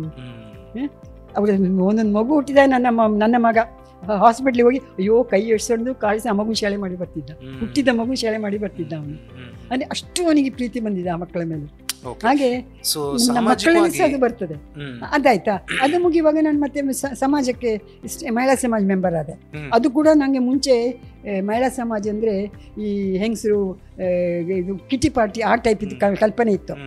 ಇಲ್ಲಿ ಬಂದ್ಮೇಲೆ ನಾನು ಮೆಂಬರ್ ಆಗೋದಿಲ್ಲ ಅನ್ಕೋತಿದ್ದೆ. ಆಗ ನನ್ನ ಗಂಡಲ್ಲಿ ನೀ ಮೆಂಬರ್ ಆಗಿ ನೀನು ದೊಡ್ಡ ಸ್ನಾಬ್ ಅಂತ ಹೇಳ್ತಾರೆ, ತಲೆ ಮೇಲೆ ತುಂಬ ಜಂಬ ಅಂತ ಎಣಿಸ್ಕೊಳ್ತಾರೆ, ನಿನ್ಗೆ ಇಷ್ಟ ಇರಲಿ ಇಲ್ದಲ್ಲಿ ಆಗ್ಲೇಬೇಕಾಗ್ತದೆ ಅಂದ್ರು. ನಾನಾಗೋದಿಲ್ಲ ಹೇಳ್ತಾ ಇದ್ದೆ. ಕೊನೆಗೆ ಫಸ್ಟ್ ಟೈಮ್ ಆಗುವ ನನ್ನ ಮಗಳಿಗೆ ಯಾವ್ದ್ರಲ್ಲೂ ಪಾರ್ಟಿ ಇಲ್ಲ, ಯಾಕಂದ್ರೆ ಅವಳು ನಾನು ಮೆಂಬರ್ ಅಲ್ಲ. ಅವಳು ಎಲ್ಲ ಫ್ರೆಂಡ್ಸ್ ಸ್ಟೇಜ್ ಮೇಲೆ ಅವಳು ಕೆಳಗೆ ಕೂತಿಲ್ಲ, ನಂಗೆ ತುಂಬ ಅವಳಿಗೋಸ್ಕರ ಮೆಂಬರ್ ಆದ. ಮೆಂಬರ್ ಆದ್ಮೇಲೆ ನಂಗೆ ಸುಮ್ಮನೆ ಕೂತ್ಕೊಳ್ಳಿಕ್ಕೆ ಆಗೋದಿಲ್ಲ, ಫುಲ್ ಪಾರ್ಟಿಸಿಪೇಟ್ ಮಾಡಿ ಶುರು ಮಾಡಿದೆ. ಆಗ I realise so many things I can do which I didn't know I could do. So ನಾನೆಂದ್ರೆ ಬುದ್ಧಿ ಮಾಡಿದೆ ಹಣ್ಣು ಹೇಳುದು. ಮಾಡ್ತಾ ಮಾಡ್ತಾ ನನ್ನನ್ನು ನಾನು ಕಂಡುಕೊಂಡು ಮುಂದೆ ಮುಂದೆ ಹೋದೆ. Okay okay. ಸೊ ಅಂದ್ರೆ ಕಾಲಕ್ಕೆ ತಕ್ಕ ಹಾಗೆ ನೀವು ಬದಲಾಗ್ತಾ ಅಡ್ಜಸ್ಟ್ ಆಗ್ತಾ ಅಲ್ಲಿ ಒಳಗೆ ಸೆಟ್ ಇದು ನಂಗೆ ಆಗ್ತದಲ್ವಾ, ಇದು ನಂಗೆ ಆಗ್ತಿಲ್ಲ. ಕೊನೆ ಸ್ಕ್ರಿಪ್ಟ್ಸ್ ಬರೀದ್ ನೋಡ್ಕೊಂಡು ರೇಡಿಯೋ ಪ್ರೋಗ್ರಾಮ್ಸ್ ಬರುವಾಗ ಒಂದ್ ಸ್ವಲ್ಪ ಪದ್ಮರಾವ್ ಹೇಳಿದ್ರು, ಈ ಸ್ಕ್ರಿಪ್ಟ್ ಯಾರು ಬರೀತಾರೆ ಕೇಳು, ಅವ್ರು Shaila is there, she can write well ಅಂದ್ರೆ ಕನ್ನಡದಲ್ಲಿ ಬರೀಬೇಕಲ್ಲ, ಎಲ್ರಿಗೂ ಕನ್ನಡ ಬರುದಿಲ್ಲ ನಮ್ಮ ಮಹಿಳಾಗೆ, ಮಣಿಪಾಲ್ ಮಹಿಳಾ ಸಂಬಂಧದಲ್ಲಿ. Shaila is there, she can write in Kannada ಅಂದ್ರು. ಅಷ್ಟು ನಂಗೆ ಅಷ್ಟ್ಲಾಗಿ ಬರೀಲಿಕ್ಕೆ ಬರ್ತದೆ ನಂಗೆ ಗೊತ್ತಿರ್ಲಿಲ್ಲ. ಏನೋ ಮಕ್ಕಳ ಸ್ಕ್ರಿಪ್ಟ್ ಬರೀತೇನೆ ನಿಂತಿದ್ದೆ. ಅವಳು ಹೇಳಿದ್ಕೊಳ್ಳೋ ಅದು ಒಂದು ಚೂರು ಕೊಟ್ಟುಕೊಳ್ಳೋ ಟೇಕ್ ಎಸ್ ಚಾಲೆಂಜ್. ನಂಗೆ ಹನುಮಂತನಿಗೆ ಹೇಳ್ತಾರೆ ನೋಡಿ, ಹನುಮಂತನಿಗೆ ಹಾರ್ಲಿಕ್ಕೆ ಆಗ್ತದೆ ಹೇಳಿದೆ ನೋಡಿ, ನಂದು ಸ್ವಲ್ಪ ಹಾಗೆ. ನಂಗೆ ಥ್ಯಾಂಕ್ಸ್ ಟು ಪದ್ಮರಾವ್ ನಾನು ಸ್ಕ್ರಿಪ್ಟ್ ರೈಟಿಂಗ್ ನಲ್ಲಿ ಮುಂದೆ ಹೋದೆ. ಸೊ ಅವಕಾಶ ನಿಮ್ಗೆ ಆಗಾಗ ಬರ್ತಾ ಹೋಯ್ತು, ನೀವು ಅದನ್ನ ಕೈಗೆ ಮಾಡಿದ್ರು. ಸೊ ಇಲ್ಲಿಗೆ 2 ವಿಚಾರ ಆಯ್ತು, ಚೆನ್ನಾಗಿದೆ ಮೇಡಮ್. ಇದನ್ನ ಯಾರು ನಮ್ಮ ವೀಕ್ಷಕರು ಕೇಳ್ತಾ ಇದಾರಲ್ಲ, ಅವ್ರ ಲೈಫಿಗೆ ಅವರು ಅಟ್ಯಾಚ್ ಮಾಡ್ಕೊಂಡ್ರೆ ಆಯ್ತು, ಅವ್ರಿಗೆ ಉತ್ತರ ಸಿಗ್ತದೆ ಅಂತ ನಾನು ಅಂದ್ಕೊಳ್ತೀನಿ. So I am going to the next part. ಈ ನಡುವೆ ನಿಮಗೆ ಕನ್ನಡದ ಸೂಪರ್ ಸ್ಟಾರ್ ರಕ್ಷಿತ್ ಶೆಟ್ಟಿ ಅವರ ನಿರ್ಮಾಣದ ಸಿನಿಮಾದಲ್ಲಿ ಮೋಸ್ಟ್ಲಿ 1-2 ಸಲ ನಿಮ್ಗೆ ಅಭಿನಯ ಮಾಡುವಂಥ ಅವಕಾಶ ಸಿಕ್ತು. ಇದು ಹೇಗೆ ಬಂತು ಮತ್ತು ಅದರಲ್ಲಿ ನೀವು ತುಂಬ ಚೆನ್ನಾಗಿ ನಟನೆ ಕೂಡ ಮಾಡಿದ್ರಿ? ಅದು ನಾನು ಯಾವುದನ್ನು ಹುಡುಕಿಕೊಂಡು ಹೋದಲ್ಲ, ತಾನಾಗಿ ಹುಡ್ಕೊಂಡ್ಬಂದದ್ದು. ನಾನು ಮಹಿಳಾ ಸಮಾಜದಲ್ಲಿ ರೋಟ್ರಿಲೆಲ್ಲ ಸ್ಕ್ರಿಪ್ಟ್ ಬರೆಯೋದು ಡೈರೆಕ್ಟ್ ಮಾಡೋದು ನೋಡಿಕೊಂಡು ನನ್ನ ಫ್ರೆಂಡ್ ಒಬ್ಬರು, ಅವರು ಸುಮಂತ್ ಅಂತ ಒಬ್ರು ಡೈರೆಕ್ಟರಿಗೆ ಫ್ರೆಂಡ್, ಅವರು ಒಂದು ಸಣ್ಣ ಕ್ಯಾರೆಕ್ಟರ್ಗೆ ಬೆಂಗಳೂರಿಂದ ಜನ ಕರ್ಸ್ಬೇಕಂತಿದ್ರು, ಒಂದು ಎಸ್ಟಾಬ್ಲಿಷ್ಡ್ ಆಕ್ಟ್ರೆಸ್ನ. ಅಯ್ಯೋ ನಿಮ್ಗೆ ಅಲ್ಲಿಂದೆಲ್ಲ ಕರ್ಸಿ ಉಪಚಾರ ಎಲ್ಲ ಮಾಡೋದು ಯಾಕೆ, ನಾನು ಇಲ್ಲಿ ಒಬ್ಬರು ತೋರಿಸ್ತೇನೆ ಅಂತ ಕರ್ಕೊಂಡ್ಬಂದ್ರು. ನಾ ಹೇಳಿದೆ ನನಗೆ ಇಷ್ಟವರೆಗೆ ಸಿನಿಮಾಕ್ಕೆ ಮಾಡಿ ಗೊತ್ತಿಲ್ಲ, ನಿಮ್ಮ ಕ್ಯಾಮೆರಾ ಫೇಸ್ ಮಾಡಿ ಗೊತ್ತಿಲ್ಲ, ನಾನು ಮಾಡ್ತೇನೆ, ಆದರೆ ಒಂದು ಕಂಡೀಷನ್, ಒಂದು ವೇಳೆ ನಾನು ಮಾಡಿ ಸರಿಯಾಗದೇ ಇದ್ರೆ ಮೇಡಮ್ ಇದು ಸರಿ ಆಗ್ತಾ ಇಲ್ಲ ಅಂತ ನೀವು ಹೇಳಬೇಕು. ನಾನು ಡಿಗ್ನಿಫೈಡ್ ಆಗಿ ಹೊರಗೆ ಬರ್ತೇನೆ, ನಿಮಗೆ ಒಳ್ಳೇದಾಗಲಿ ಮಗ ಅಂತ ಹಾರೈಸಿ ಹೊರಗೆ ಬರ್ತೇನೆ, ನೀವು ಬೇರೆಯವ್ರನ್ನ ಕಟ್ಟು ಮಾಡಿಸ್ಬೇಕು. ಸರಿ, ಆ ಕಂಡೀಷನಿಗೆ ಒಪ್ಪುದಾದ್ರೆ ಬರ್ತೇನೆ. ಇಲ್ಲ ಮೇಡಮ್ ನಿಮ್ದು ಹಾವಭಾವ ನೋಡೋ ನಿಮ್ಮ ಕೈಲಿ ಆಗ್ತದೆ ಬನ್ನಿ. ಸರಿ ಇದೆ, ಹೋದೆ. ಒಂದು ಸಣ್ಣ ರೋಲ್ ಕೊಟ್ಟರು, ಒಂದು ಟೀನೇಜ್ ಹುಡುಗಿದು ಅಜ್ಜಿ ಪಾಟು, ಒಂದು ಲೈಕ್ ಬಂತದು. ಆಕ್ಚುಲಿ ನಾನು ಅದನ್ನ ಪೂರ ನೋಡ್ಲಿಲ್ಲ, ಇನ್ನು ಸಹ ನಂಗೆ ನೋಡ್ಲಿಕ್ಕೆ ಸಿಕ್ಲಿಲ್ಲ. ಅದು ನೀರ ಮೇಲಿನ ಗುಳ್ಳೆ ಅಂತ, ಅದು ಯಾವ್ದು ಕೊನೆ ನೋಡಿ ಯಾವುದೋ ಕಾಂಪಿಟೇಷನ್ಗೆ ಹೋಯ್ತಂತ. ಅದನ್ನ ನಂತರ ಅದರಲ್ಲಿ ನನ್ನ ಪಾರ್ಟ್ ನೋಡಿಕೊಂಡು ಇದೇ ಸುಮಂತ್ ನನ್ನ ಇನ್ನೊಬ್ಬರಿಗೆ ಚೇತನ್ ಅಂತ ಸುಮಂತ್ ಅಸಿಸ್ಟೆಂಟ್ ಇದ್ದವರು, ಅವರು ರಕ್ಷಿತ್ ಶೆಟ್ಟಿ ಫಿಲ್ಮ್ನಲ್ಲಿ ಡೈರೆಕ್ಟರ್. ಓಕೆ. ಸೊ ಅವರು ಇದು ಆಗುವಾಗಲೇ ನೋಡು ನೀನು ವಿಶಾಲ ಪಾರ್ಟಿಗೆ ಇವ್ರು ಸೂಟೇಬಲ್, ನೀನು ವಿಶಾಲ ಪಾರ್ಟಿಗೆ ಇವ್ರು ಸೂಟೇಬಲ್ ನಂಗೆ ಹೇಳೋದು ಕೇಳ್ತದಲ್ಲಿ. ಅದು ಫಸ್ಟ್ ಇದು ಶೂಟಿಂಗ್ ಆಗುವಾಗ. ಆಮೇಲೆ 2 ವರ್ಷದ ನಂತರ ಈ ಕೇಮ್ ಬ್ಯಾಕ್ ಟು ನೀವು ಮಾಡ್ತೀರಾ ಅದರಲ್ಲಿ ಒಂದು ಆಯ್ತು ಅಂದ್ರೆ ಅದು that is regular commercial film. ಇದಕ್ಕೆ ಏನಾದ್ರು ತಗೊಂಡ್ರೆ ಸುಮಂತು ಪಾಪ ಕೊಡ್ಲಿಕ್ಕೆ ಬರಲಿಲ್ಲ, ಅವನಿಂದ ನಾ ದಾಖಲೆ ಇದಾಯ್ತು, ಬಾಕಿಯವರಿಗೆಲ್ಲ ಸ್ವಲ್ಪ ಕೊಟ್ಟಿದೆ ಅಂದ್ರೆ ಪಾಪ ಸಣ್ಣ ಬಜೆಟ್ ಅವನು, ಐ ಡಿಂಟ್ ಎಕ್ಸ್ಪೆಕ್ಟ್ ಇನ್. ಕೊನೆಗೆ ನಾನು ಸೊಸೆ ಮೊಮ್ಮಗಳ ಹತ್ರ ಕೇಳ್ತೆ, ನಂಗೆ ನಿಮ್ಮ ಅಜ್ಜಿಗೆ ಕ್ಯಾಶ್ ಕೊಡ್ಲಿಕ್ಕೆ ದಕ್ಷಿಣೆ ಆಗ್ತಿದೆ, ನಾನು ಎಂತ ಕೊಡಲಿ, ನಿನ್ನ ಬಜೆಟ್ಗೆ ಒಂದು ಸೀರೆ ಕೊಟ್ಬಿಡು. Even no I have got that sari. ಅಷ್ಟು ಪ್ರೀತಿಯಲ್ಲಿ ನಾನು ಬಿಡ್ತೇನೆ ಅದನ್ನ, ನಿನ್ನ ಬಜೆಟ್ಗೆ ಎಷ್ಟು ಅದಕ್ಕೊಂದು ಸೀರೆ ಕೊಟ್ಬಿಡು, ಯು ಕಾಂಟ್ ಗೋ ರಾಂಗ್ ಅಂತ. ಆಯ್ತಾ, ಅದನ್ನು ಮುಗಿತು. ಮತ್ತೆ ರಕ್ಷಿತ್ ಶೆಟ್ಟಿಲಿ ಪೇಮೆಂಟ್ ಮಾಡಿದ್ದಾರೆ, ನಾನು ಎಕ್ಸ್ಪೆಕ್ಟ್ ಮಾಡಿರಲಿಲ್ಲ. ನಾನು ಮುಂದೆ ಅವ್ರು ಕರೆದ್ರು ಹೋದೆ ಅಷ್ಟೇ. ಅದು ಒಂದು 5 ದಿವಸದಿತ್ತು. ಅದರಲ್ಲಿ ಹಾಗೆ ಇನ್ನೊಂದು ಮೊಮ್ಮಗನಿಗೆ ಒಂದು ಅಜ್ಜಿ, ಅದು that was little more serious. ಅಂದರೆ ಇದು ಸಹ ಸೀರಿಯಸ್ ಥೀಮೇ. ಅದೊಂದು ಅಜ್ಜಿ ಮೊಮ್ಮಗ ಮನೆಯಲ್ಲಿ, ಅವ್ರಿಗೆ ಮಗ ಸೊಸೆ ಹೊರಗೆ ಹೋದರೆ ಇವರಿಬ್ಬರೇ ಒಬ್ರಿಗೊಬ್ರು ಕಂಪನಿ. ನಂಗೊಂದು ಲಾಯ್ಕ್ ಮಗು ಸಿಕ್ಕಿತ್ತು, ಮೊಮ್ಮಗ ಒಬ್ಬ. ಖುಷಿ, ನಮ್ದು ಇಬ್ಬರದ್ದು ಗಮ್ಮತ್ತಾಗ್ತಿತ್ತು. ಕಿಟಕಿಯಿಂದವೇ ನಮ್ಮ ಲೈಫ್ ಇಲ್ಲಿ, ಹೊರಗೆ ಹೋಗ್ಲಿಕ್ಕಿಲ್ಲ. ಸೊ ಆ ಕಿಟಕಿಯಿಂದ ನೋಡೋದು, ಅಲ್ಲಿದ್ದವ್ರಿಗೆ ಬೈಯೋದು, ಈ ಕಿಟಕಿಯಿಂದ ನೋಡೋದು, ಇಲ್ಲಿದ್ದವ್ರಿಗೆ ಬೈಯೋದು, ಇದ್ದಕ್ಕಿದ್ರು. ಅದನ್ನು ನಾನು ನೋಡಲಿಲ್ಲ ಇಷ್ಟು, ಬಟ್ ಅದೊಂದು ನಂಗೆ it was a good experience for. ಈಗೇನಂತಂದರೆ ಒಬ್ಬನ ಲೈಫಲ್ಲಿ 30ನೇ ವಯಸ್ಸಿಗೆ ಇಂತಿಂಥದ್ದು, 40ನೇ ವಯಸ್ಸಿಗೆ ಇಂತಿಂಥದ್ದು, 50ಕ್ಕೆ ಇಂತಿಂಥದ್ದು, 55ಕ್ಕೆ ಇಂತಿಂಥದ್ದು, 70ಕ್ಕೆ ಇಂತಿಂಥದ್ದು ಹೀಗೆ ಇದೆಯಾ? ಅಥವಾ ಇಲ್ಲ ನಮ್ಗೆ ಯಾವ ವಯಸ್ಸಲ್ಲಿ ಯಾವಾಗ ಬೇಕಿದ್ರು ಏನು ಬೇಕಿದ್ರು ಆಗಬಹುದು ಅಂತ ಹೀಗಿದೆಯಾ? ನಿಮ್ಮ ಒಪಿನಿಯನ್ ಏನು? ಯಾವ ವಯಸ್ಸಲ್ಲಿ ಏನು ಬೇಕಾದ್ರೂ ಮಾಡ್ಬೋದು. ಅದಕ್ಕೆ ಮೇನ್ ಸ್ಫೂರ್ತಿ ನನ್ನ ತಾಯಿಯೇ. ಅವಳು ಬರೀ SLC ಆಗಿದ್ಲು ಮದುವೆ ಆಗುವಾಗ. ಏನೋ ನನ್ನ ತಂದೆ ಗ್ರಾಜುಯೇಟ್ ಅವಳ ಹತ್ರ ಮಾತಾಡ್ಬೇಡ, ಅವಳು ಗ್ರಾಜುಯೇಟ್ ಗೊತ್ತುಂಟ ಅಂದ್ಲಂತ. ಅದಕ್ಕೆ ಇವಳು ಗ್ರಾಜುಯೇಟ್ ನನ್ನ ಎಂತ ದೊಡ್ಡ ಸಂಗತಿ ನೋಡ್ತೇನೆ ಅಂತ ಹೇಳಿದ್ರು ಹಠ ಕಟ್ಟಿ ಪ್ರೈವೇಟ್ ಆಗಿ BA ಮಾಡಿದ್ಲು, ಇಂಟರ್ ಮಾಡಿದ್ಲು, BA ಮಾಡಿದ್ಲು. ಎಷ್ಟನೇ ವಯಸ್ಸಿಗೆ? 22-23 ವರ್ಷಕ್ಕೆ. ಆಗಿನ ಕಾಲಕ್ಕೆ ಅದೇ ದೊಡ್ಡ 2 ಮಕ್ಕಳಾಗಿ ಆಗಿದೆ. ಆಗ ನಾವು 16 ವರ್ಷಕ್ಕೆ ಮದುವೆ ಆಗಿ 18ಕ್ಕೆ ನಾನು ಹುಟ್ಟಿದ್ದೇನೆ, 20ಕ್ಕೆ ನನ್ನ ತಮ್ಮ ಹುಟ್ಟಿದ್ದಾನೆ. ಇದು 60-70ನೇ ಇಸ್ವಿಯಲ್ಲಿ ಅಲ್ಲ, ಇದು 50ನೇ ಇಸ್ವಿ, 51-52ರಲ್ಲಿ. ಅದು ನನ್ನ ತಂದೆಗೆ ಎಜುಕೇಶನ್ ಮೇಲೆ ತುಂಬ ಪ್ರೀತಿ. ನೀನು ಇಷ್ಟು ಮಾಡಿದೆಯಲ್ಲ, ಕಾಲೇಜಿಗೆ ಹೋಗು ಅಂತೇಳಿ ಅವಳನ್ನ ಸೆಂಟ್ರಲ್ ಕಾಲೇಜಿನ ಬ್ಯಾಂಗ್ಳೂರಿಗೆ ಕಳಿಸಿ ಅವಳನ್ನ BSc ಆನರ್ಸ್ ಮಾಡಿಸಿ ಕೊನೆಗೆ ಇಷ್ಟು ಬಂದಿದೆ ಮೇಲ್ವರೆಗೆ ಹೋಗಿ MSc ಮಾಡಿಸಿದ್ರು. MSc in maths. ಅವಳು ಕೆಲ್ಸಕ್ಕೆ ಹೋಗ್ಲಿಲ್ಲ, ಏನಿಲ್ಲ, ನನ್ನ ಸ್ಯಾಟಿಸ್ಫ್ಯಾಕ್ಷನ್ ನಾ ಮಾಡ್ಕೊಂಡೆ ಅಂತ. ನನಗೆ ಯಾವ ಏಜ್ನಲ್ಲಿ ಏನೂ ಮಾಡುವ ಅಂತ ಆಗಲೇ ಸ್ವಲ್ಪ ಬಂದಿತ್ತು. Age is not A limit ಅಂತ. ಕೊನೆ ನಂಗೂ ಮದುವೆ ಆಗುವಾಗ ನನಗೆ ಸಣ್ಣದಿರೋ ನನಗೆ ಅಂಬಿಷನ್ಸೇ ಇಲ್ಲ. ಎಲ್ಲ ದಿನ ಹೋದ್ರೆ ಸರಿ, ಕನಸುಗಳೇ ಇಲ್ಲ. ದೊಡ್ಡದಾದ್ಮೇಲೆ ಅದಾಗಬೇಕು ಇದಾಗ ಏನಿಲ್ಲ. ದಿವಸ ಬಂದಾಗೆ ಅಡ್ಜಸ್ಟ್ ಆಗ್ತಾ ಹೋಗ್ತಾ ಇದ್ದೆ. ಆಯ್ತು, 20 ವರ್ಷ ಆದ್ಮೇಲೆ ನನ್ನ ಅಪ್ಪ ಮದುವೆ ಬಂತು. ನನ್ನ ಚಿಕ್ಕಪ್ಪ ಮದುವೆ ಸೆಟ್ಲ್ ಮಾಡಿದ್ರು. ನನಗೆ ಖುಷಿ ಆಯಿತು, ಒಪ್ಕೊಂಡೆ. ಆಮೇಲೆ ಮದುವೆ ಆಯಿತು. ಒಂದು 10 ವರ್ಷ ಏನು ಮನೇಲಿ ಅತ್ತೆ ಎಲ್ಲ ಇದ್ರು, ನಾನು ಏನು ಮಾಡ್ತೇನೆ ಅಂತೂ ಎಣಿಸಿಲ್ಲ. ಗಮ್ಮತ್ತು ಮನೆಯಲ್ಲೇ ಇದ್ದೆ, ಗಮ್ಮತ್ತಿದ್ದೆ. ಅವಾಗ ಏನು ಮಾಡಲಿಲ್ಲ ಅಂತ ಅನಿಸ್ಲೂ ಇಲ್ಲ ನನಗೆ, ಅದು ತುಡಿತವೂ ಇಲ್ಲ. ಅವ್ರು ಹೋದ್ಮೇಲೆ ನಾನು ಕೂತು ಎಂತ ಮಾಡ್ತಾ ಇದ್ದೇನೆ, I might as well do something ಅಂದ್ಕೊಂಡಿದ್ದೆ. ಅದು ಆಪರ್ಚುನಿಟಿ ಬಂದಾಗೆ ತಗೊಳ್ತಾ ಹೋದೆ. ಓಕೆ, ಈಗ ಮೇಡಮ್ ನೆಕ್ಸ್ಟ್ 4ನೇ ವಿಚಾರಕ್ಕೆ ನಾವು ಇದನ್ನು ಡಿಫ್ರೆಂಟ್ ಚಾಪ್ಟರ್ಸಲ್ಲಿ ನಾನು ಒಂದೊಂದು ಚಾಪ್ಟರ್ ಥರ ನಾನು ಬರ್ತಾ ಇದ್ದೇನೆ. ಇಷ್ಟು ದೊಡ್ಡ ಮನೆ ನೋಡಿದ್ರೆ ಇದು 2 ಬೆಡ್ರೂಮ್ ಮನೆ, ಹೆಚ್ಚು ಕಡಿಮೆ 1000 ಸ್ಕ್ವೇರ್ ಫೀಟ್ ಇದೆ. ಇಷ್ಟು ದೊಡ್ಡ ಮನೇಲಿ ನೀವು ಒಬ್ಬರೇ ಇದ್ದೀರಲ್ಲ, ಮೇ ಬಿ ಸಹಜ ಪ್ರಶ್ನೆ, ಇದಕ್ಕಿಂತ ಸಣ್ಣ ಮನೇಲಿ ಆರಾಮಾಗಿರ್ಬೋದಾಗಿತ್ತೋ ಏನೋ ಅಂತ. ಅದು ಉಸಿರು ಕಟ್ಟಿದಾಗ ಆಗ್ತದೆ. ಮತ್ತೆ ಇಲ್ಲಿ ಸಹ ನಂಗೆ 1 ರೂಮ್ ತಗೊಳ್ಬೋದಿತ್ತು, ಅದು ಖರ್ಚು ಕಮ್ಮಿ ಆಗ್ತಿತ್ತು. ನೀವು ಹೇಳಿದೆ, ಆದರೆ ಆವಾಗ ಏನಾಗ್ತಾ ಗೊತ್ತಿಲ್ಲ, ನನ್ನ ಲೈಫನ್ನು ನಾನು ಮುಗಿಸ್ತಾ ಇದ್ದೇನೆ ಅಂತ ಒಂದು ಫೀಲಿಂಗ್ ಬರ್ತದೆ. ಆ feeling, I am not ending my life by coming here. ಮೇಕೆಂದ್ರೆ ನನ್ನ ಸ್ವಲ್ಪ ಇಂಗ್ಲೀಷ್ ಬರ್ಬೋದಲ್ಲ, ನೋಡು ನಾನು I am only making my life more comfortable. ಮತ್ತು ನನ್ನ ಮಕ್ಕಳಿಗೊಂದು ಸುಖ ಕೊಡಬೇಕು. ಹೆಂಗಂದ್ರೆ ನಾನು ಒಬ್ಬಳೇ ಅಲ್ಲಿ ಇದ್ದ ಮುಂಚೆ ಮನೇಲಿ 5-6 ವರ್ಷ ಇದ್ದೆ. ನನ್ನ ಮನೆಯಲ್ಲಿ ಒಬ್ಬಳೇ ಇದ್ದೆ. ಉಪ್ಪರಿಗೆ ಬಾಡಿಗೆ ಸಹ ಕೊಟ್ಟಿರಲಿಲ್ಲ. ಅಷ್ಟು ದೊಡ್ಡ ಉಪ್ಪರಿಗೆ ಮನೆಯಲ್ಲಿ, ಮೇಲೆ ಫ್ಲ್ಯಾಟ್, ಕೆಳಗೆ ಮನೆ, ನಾನು ಒಬ್ಬಳೇ ಇದ್ದೆ. ಕೊನೆಗೆ ಸುತ್ತಲೂ ಒಬ್ಬೊಬ್ಬರು ಆಚೆ ನನ್ನ ಮಗ ತುಂಬ ತಲೆಬಿಸಿ ಮಾಡ್ಲಿಕ್ಕೆ ಶುರು ಮಾಡಿದ. ಮತ್ತೆ ಮಗಳು ಸಹ ಇಬ್ರು, ಅಮಾನಿ ಒಬ್ಳೆ, ನಮ್ಗೆ ಇಲ್ಲಿ ತಲೆಬಿಸಿ ಆಗ್ತದೆ ಅಂತ. ಕೊನೆಗೆ ಅವ್ರಿಗೆ ತಲೆಬಿಸಿ ಬೇಡ, ನಮ್ಮೊಟ್ಟಿಗೆ ಬಾ ಅಂತ. ನಂಗೆ ಅಲ್ಲಿ ಎಲ್ಲ ಹೋಗ್ಲಿಕ್ಕೆ ಅಮೆರಿಕದಲ್ಲಿ ಯಾರು ಇರ್ತಾರೆ. ಸೊ ಏನಾದ್ರೂ ಒಂದು ವ್ಯವಸ್ಥೆ, ನಾನು ಬರುದಿಲ್ಲ ಹೇಳಿದ್ಮೇಲೆ ಅವನಿಗೊಂದು ಪೀಸ್ ಆಫ್ ಮೈಂಡ್ ಕೊಡ್ಬೇಕಲ್ಲ, ಇದೊಂದು ಗೊತ್ತಾಯ್ತು. ಆರಾಮದಲ್ಲಿ ಇಲ್ಲಿ ಬಂದೆ, ರಗಳೇ ಇಲ್ಲ. ಮಗನಿಗೂ ಪೀಸ್ ಆಫ್ ಮೈಂಡ್, ನನಗೂ ಪೀಸ್ ಆಫ್ ಮೈಂಡ್. ಬಿದ್ರೆ ಇವ್ರು ತಗೊಂಡು ಆಸ್ಪತ್ರೆಗೆ ಹಾಕಿ ಹೇಳ್ತಾರೆ ಮಗನಿಗೆ ಅಷ್ಟೇ. ಎಷ್ಟು ಪಾಸಿಟಿವ್ ಆಗಿ ಮಾತನಾಡ್ತೀರಿ. ನಿಮ್ಮ ಪ್ರಕಾರ ಮೇಡಮ್, ಈ ಸಾರ್ಥಕ ಬದುಕಿಗೆ 1-2-3 ಸೂತ್ರಗಳು ಅಂತ ಇದ್ರೆ ಅದೇನಾಗಿರ್ಬೋದು? ಒಂದು, ಇನ್ನೊಬ್ಬರ ಕಷ್ಟಕ್ಕೆ ನಾವು ಸ್ಪಂದಿಸ್ಬೇಕು. ಇನ್ನೊಬ್ಬರ ಕಷ್ಟಕ್ಕೆ ನಾವು, ಈಗ ನನ್ಗೇನೋ ಒಂದು ಕಷ್ಟ ಇದೆ, ನನಗೆ ಏನ್ ಮಾಡ್ಲಿಕ್ಕೆ ಆಗ್ತದೆ ನೋಡಿ, ಕ್ಯಾನ್ ಐ ಹೆಲ್ಪಿಂಗ್ ಮೀ ನೀವೇನು ನೋಡು, ಆದರೆ ಮಾಡೋದು. ಇಲ್ಲದ್ರೆ ಸಾರಿ ಮಗ, I can't do anything, but I feel sorry for you.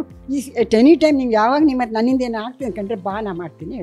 Okay, ಸರಿ. ಅದು ನಮಗೆ ತುಂಬ ಸಮಾಧಾನ ಕೊಡ್ತದೆ. ಮಾಡಿದ್ದೇನೆ ಸರ್, ನಾನು ತುಂಬ ಜನರಿಗೆ ಮಾಡಿದ್ದೇನೆ. ಸರಿ, ಓಕೆ. ಮತ್ತೆ ಆದಷ್ಟು ಜನರೊಟ್ಟಿಗೆ ಮಿಕ್ಸ್ ಮಾಡಿಕೊಂಡು, ಮಾತಾಡಿಕೊಂಡು, ನೆಗಾಡಿಕೊಂಡು, ಮತ್ತು ನಮ್ಮದು ಒಳಗೆ ಪ್ರಾಬ್ಲಮ್ಸ್ ಇರ್ತದೆ. ಈಗಲೂ ನಂಗೆ ಎಷ್ಟೋ ಪ್ರಾಬ್ಲಮ್ಸ್ ತಲೆಯಲ್ಲಿ ಬರ್ತದೆ. ಒಂದು ಏನು ಮಾಡೋದು, ಪ್ರಾಬ್ಲಮ್ಸ್ ಇದ್ದೇ ಇರುತ್ತೆ, ಅದ್ರ ಪಾಡಿಗೆ ಅದು ಇರ್ತದೆ. ಬಾಕಿ ಟೈಮಲ್ಲಿ ನಮ್ಮಷ್ಟೇ ನಾವಿರುವ ಅದು ಸಾಲ್ವ್ ಮಾಡ್ಲಿಕ್ಕಾದ್ರೆ ಮಾಡೋದು, ಇಲ್ಲದ್ರೆ ಕೋ ಎಕ್ಸಿಸ್ಟ್ ವಿತ್ ದಟ್ ಅಷ್ಟೇ. ಈ ಸಮಸ್ಯೆಗಳೆಲ್ಲ ಆಗಾಗ ಬಂದು ಈ ರಿಜಿಸ್ಟರ್ ಪುಸ್ತಕದಲ್ಲಿ ಸಹಿ ಹಾಕಿ ಹೋಗ್ತವೆ ಅಂತ ಅನ್ಸುತ್ತಾ, ಅಥವಾ ಪರ್ಮನೆಂಟ್ ಆಗಿ ಅಲ್ಲಿ ಸಹಿಯಾಗಿ ಉಳ್ಕೊಳುತ್ತಾ? ನಾನು ಬರ್ತದೆ, ಅದನ್ನ ಓಡಿಸಿ ಪುನಃ ಬರ್ತದೆ ಪುನಃ. ಅದನ್ನ ಓಡಿಸ್ತೇನೆ, ಒಂದೊಂದ್ಸತಿ ಓಡಿಸ್ತೇನೆ. ನಾನು ಏನು ಮಾಡ್ಲಿಕ್ಕೆ ಅದು ಆಲೋಚನೆ ಮಾಡಿ ಎಂತ ಮಾಡೋದತ್ಲಾಗಿ ಬಿಡೆ, ಮತ್ತೆ ಪುನಃ ಬರ್ತದೆ ಕೆಲಸಕ್ಕೆ. ರಿಟೈರ್ಮೆಂಟ್ ಆದಮೇಲೆ ತುಂಬಾ ಆಕ್ಟಿವ್ ಆಗಿ ಇರುವ ವಿಧಾನ ಹೇಗೆ? ಇದನ್ನ ನಾನು ಕೆಲವು ನಾನೇ ಕಂಡಂತ ಕೆಲವು ಸಂಗತಿಗಳನ್ನ ಮನಸ್ಸಿನಲ್ಲಿ ಇಟ್ಕೊಂಡು ಈ ಪ್ರಶ್ನೆನ ನಾನು ಕೇಳ್ತಾ ಇದ್ದೆ. ನಮ್ದೇನೆಲ್ಲ ಮುಗೀತಲ್ಲ, 50 ಆಯ್ತು, ನನಗೆ ಮೇಲಿಂದ ಕೆಳಗೆ ತನಕ ಬೇರೆ ಬೇರೆ ಕಾಯಿಲೆಗಳು ಇತ್ಯಾದಿ ಎಲ್ಲ ಬಂದ್ಬಿಟ್ಟಿದೆ, ಇನ್ನು ನಾನು ಮನೆಯಲ್ಲೇ ಅಂತ ಹೇಳೋರನ್ನು ನಾನು ನೋಡಿದ್ದೇನೆ ವೈಯಕ್ತಿಕವಾಗಿ. ಕಾಯಿಲೆಗಳ ವಿಷಯ ಮರ್ತು ಬಿಡಬೇಕು. ದೇಹ ಅಂದ್ಮೇಲೆ ಬಂದೇ ಬರ್ತದೆ. ಚೆಕಪ್ಗೆ ಕೂಡಲೇ ಏನು ಸಿಂಪ್ಟಮ್ ಇದ್ರು ನಾನು ಕೂಡಲೇ ಹೋಗ್ತೇನೆ. ಕೂಡಲೇ ಹೋಗಿ ಅದಕ್ಕೆ ಏನು ಮದ್ದಾಗಬೇಕು ಅದನ್ನ ಅವರಿಗೆ ಚಾಚು ತಪ್ಪದೆ ಮಾಡ್ತೇನೆ. ಸರಿ, ಅಷ್ಟಾಗೋ ನನ್ನ ಹೆಲ್ತ್ ಇಸ್ ಲುಕ್ಡ್ ಆಫ್ಟರ್. ವರ್ಷಕ್ಕೆ ಒಂದ್ಸತಿ ಆದರೂ ಏನಾದ್ರು ಒಂದು ಸ್ವಲ್ಪ ಆಗ್ತದೆ, ಕಪ ಗಿಪ ಕಟ್ತದೆ, ಚೆಕಪ್ಪಿಗೆ ಹೋಗ್ತೇನೆ. ಆಗ ಒಂದು ವರ್ಷ ಚೆಕಪ್ ಎಲ್ಲ ಕಂಪ್ಲೀಟ್ ಆಗ್ತದೆ. ಆಯ್ತು, ಅದಕ್ಕೆ ಬೇಕಾದ ಉಪಶಮನ ಮಾಡಿಕೊಳ್ಳು. ಬಟ್ ದೇವ್ರದಿಂದ ನನಗೆ ಸಾಧಾರಣ ನನ್ನ ಹೆಲ್ತ್ ಗಟ್ಟಿ ಉಂಟು. ಬಾರ್ಡರ್ ಲೈನ್ ಡಯಾಬಿಟಿಸ್ ಉಂಟು, ಅದು ಲೆಕ್ಕಕ್ಕಿಲ್ಲ ಅದೆಲ್ಲ. ಮತ್ತೆ ಹೆಚ್ಚು ನಾನು ಹೆಲ್ತ್ ವಿಷಯವೇ ಆಲೋಚನೆ ಮಾಡ್ತಾ ಇರೋದಿಲ್ಲ. ಇದು ತಕ್ಕ ಮಟ್ಟಿಗೆ ಮ್ಯಾನೇಜ್ ಮಾಡ್ಲಿಕ್ಕೆ ಆಗ್ತದಲ್ಲ, ಸಾಕು ಅಂತ. ಮತ್ತೆ ಆದಷ್ಟು ಆಕ್ಟಿವಿಟೀಸ್ನಲ್ಲಿ ಜನರೊಟ್ಟಿಗೆ ಮಿಕ್ಸ್ ಆಗುತ್ತೆ. ಕೆಲವರಿಗೆ ಮನ್ಸು ಕೇಳಲ್ಲ ಅಲ್ಲ, ನಾನು ಏಕಾಂಗಿಯಾಗಿರ್ಬೇಕು ಅಂತ ಹೇಳ್ತಾರ ಅವರು. ಅಲ್ಲ, ಅದರಲ್ಲಿ ಸುಖ ಇದ್ರೆ ಇರ್ಬೋದು. ಅವಾಗ ದಟ್ ಮೀನ್ಸ್ ಅವ್ರು ಸುಖವಾಗಿದ್ದಾರೆ ಅದರಲ್ಲಿ. ನಮ್ಗೆ ಅವ್ರು ಸುಖವಾಗಿಲ್ಲ ಅಂತ ಅನ್ಸ್ಬೋದು. ಅವರು ಅವರ ಕಂಪನಿಯಲ್ಲಿ ಅವ್ರು ಸುಖವಾಗಿದ್ದಾರೆ, ಇದು ಒಳ್ಳೆ ವಿಷಯ. ಅವರ ಕಂಪನಿ ಅವ್ರು ಸುಖವಾಗಿದ್ದಾರೆ. That may be his way of ಇದು ಅಲ್ವಾ, ಅದು ತಪ್ಪಂತ ಹೇಳಿಕ್ ಬರುದಿಲ್ಲ. ಆದ್ರೆ ಅಯ್ಯೋ ನಾನು ಒಬ್ಬನೇ ಇದ್ದೇನೆ, ಯಾರು ನನ್ಗಿಲ್ಲ ಅಂತ ಎಣಿಸಿದ್ರೆ ಒಬ್ಬನೇ ಇದೆ, ಅದು ತಪ್ಪು.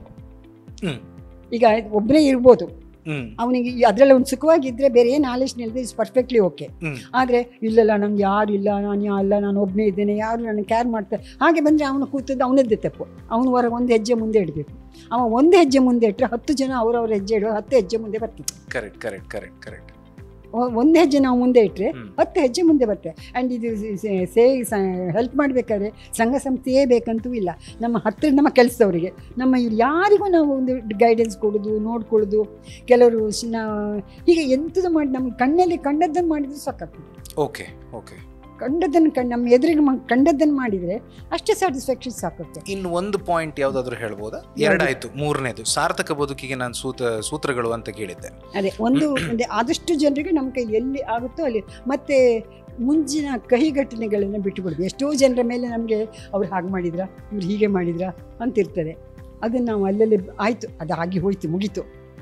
ಮನೆ ಸಂಬಂಧದೊಳಗೆ ಏನೋ ಒಂದು ಕೈ ಘಟನೆಗಳಾಗಿರ್ತದೆ, ಒಬ್ಬರ ಮೇಲೆ ನಮಗೆ ಸ್ವಲ್ಪ ಬೇಜಾರಿರ್ತದೆ, ಮಾಡ್ತದೆ. ಆದರೆ ಒಂದು ಏಜಿನ ನಂತರ ನಾವು ಅದನ್ನು ಬಿಟ್ಟು ಬಿಡಬೇಕು. ಸಣ್ಣ ಪ್ರಾಯದಲ್ಲಿ ಇರ್ತದೆ, ಒಂದು ಸಣ್ಣ 40-50 ವರ್ಷ ಆಗಲಿ ಅವನು ಆ ದಿವಸ ನಂಗೆ ಹಾಗೆ ಹೇಳಿದ ಅಲ್ವಾ ಅಂತ.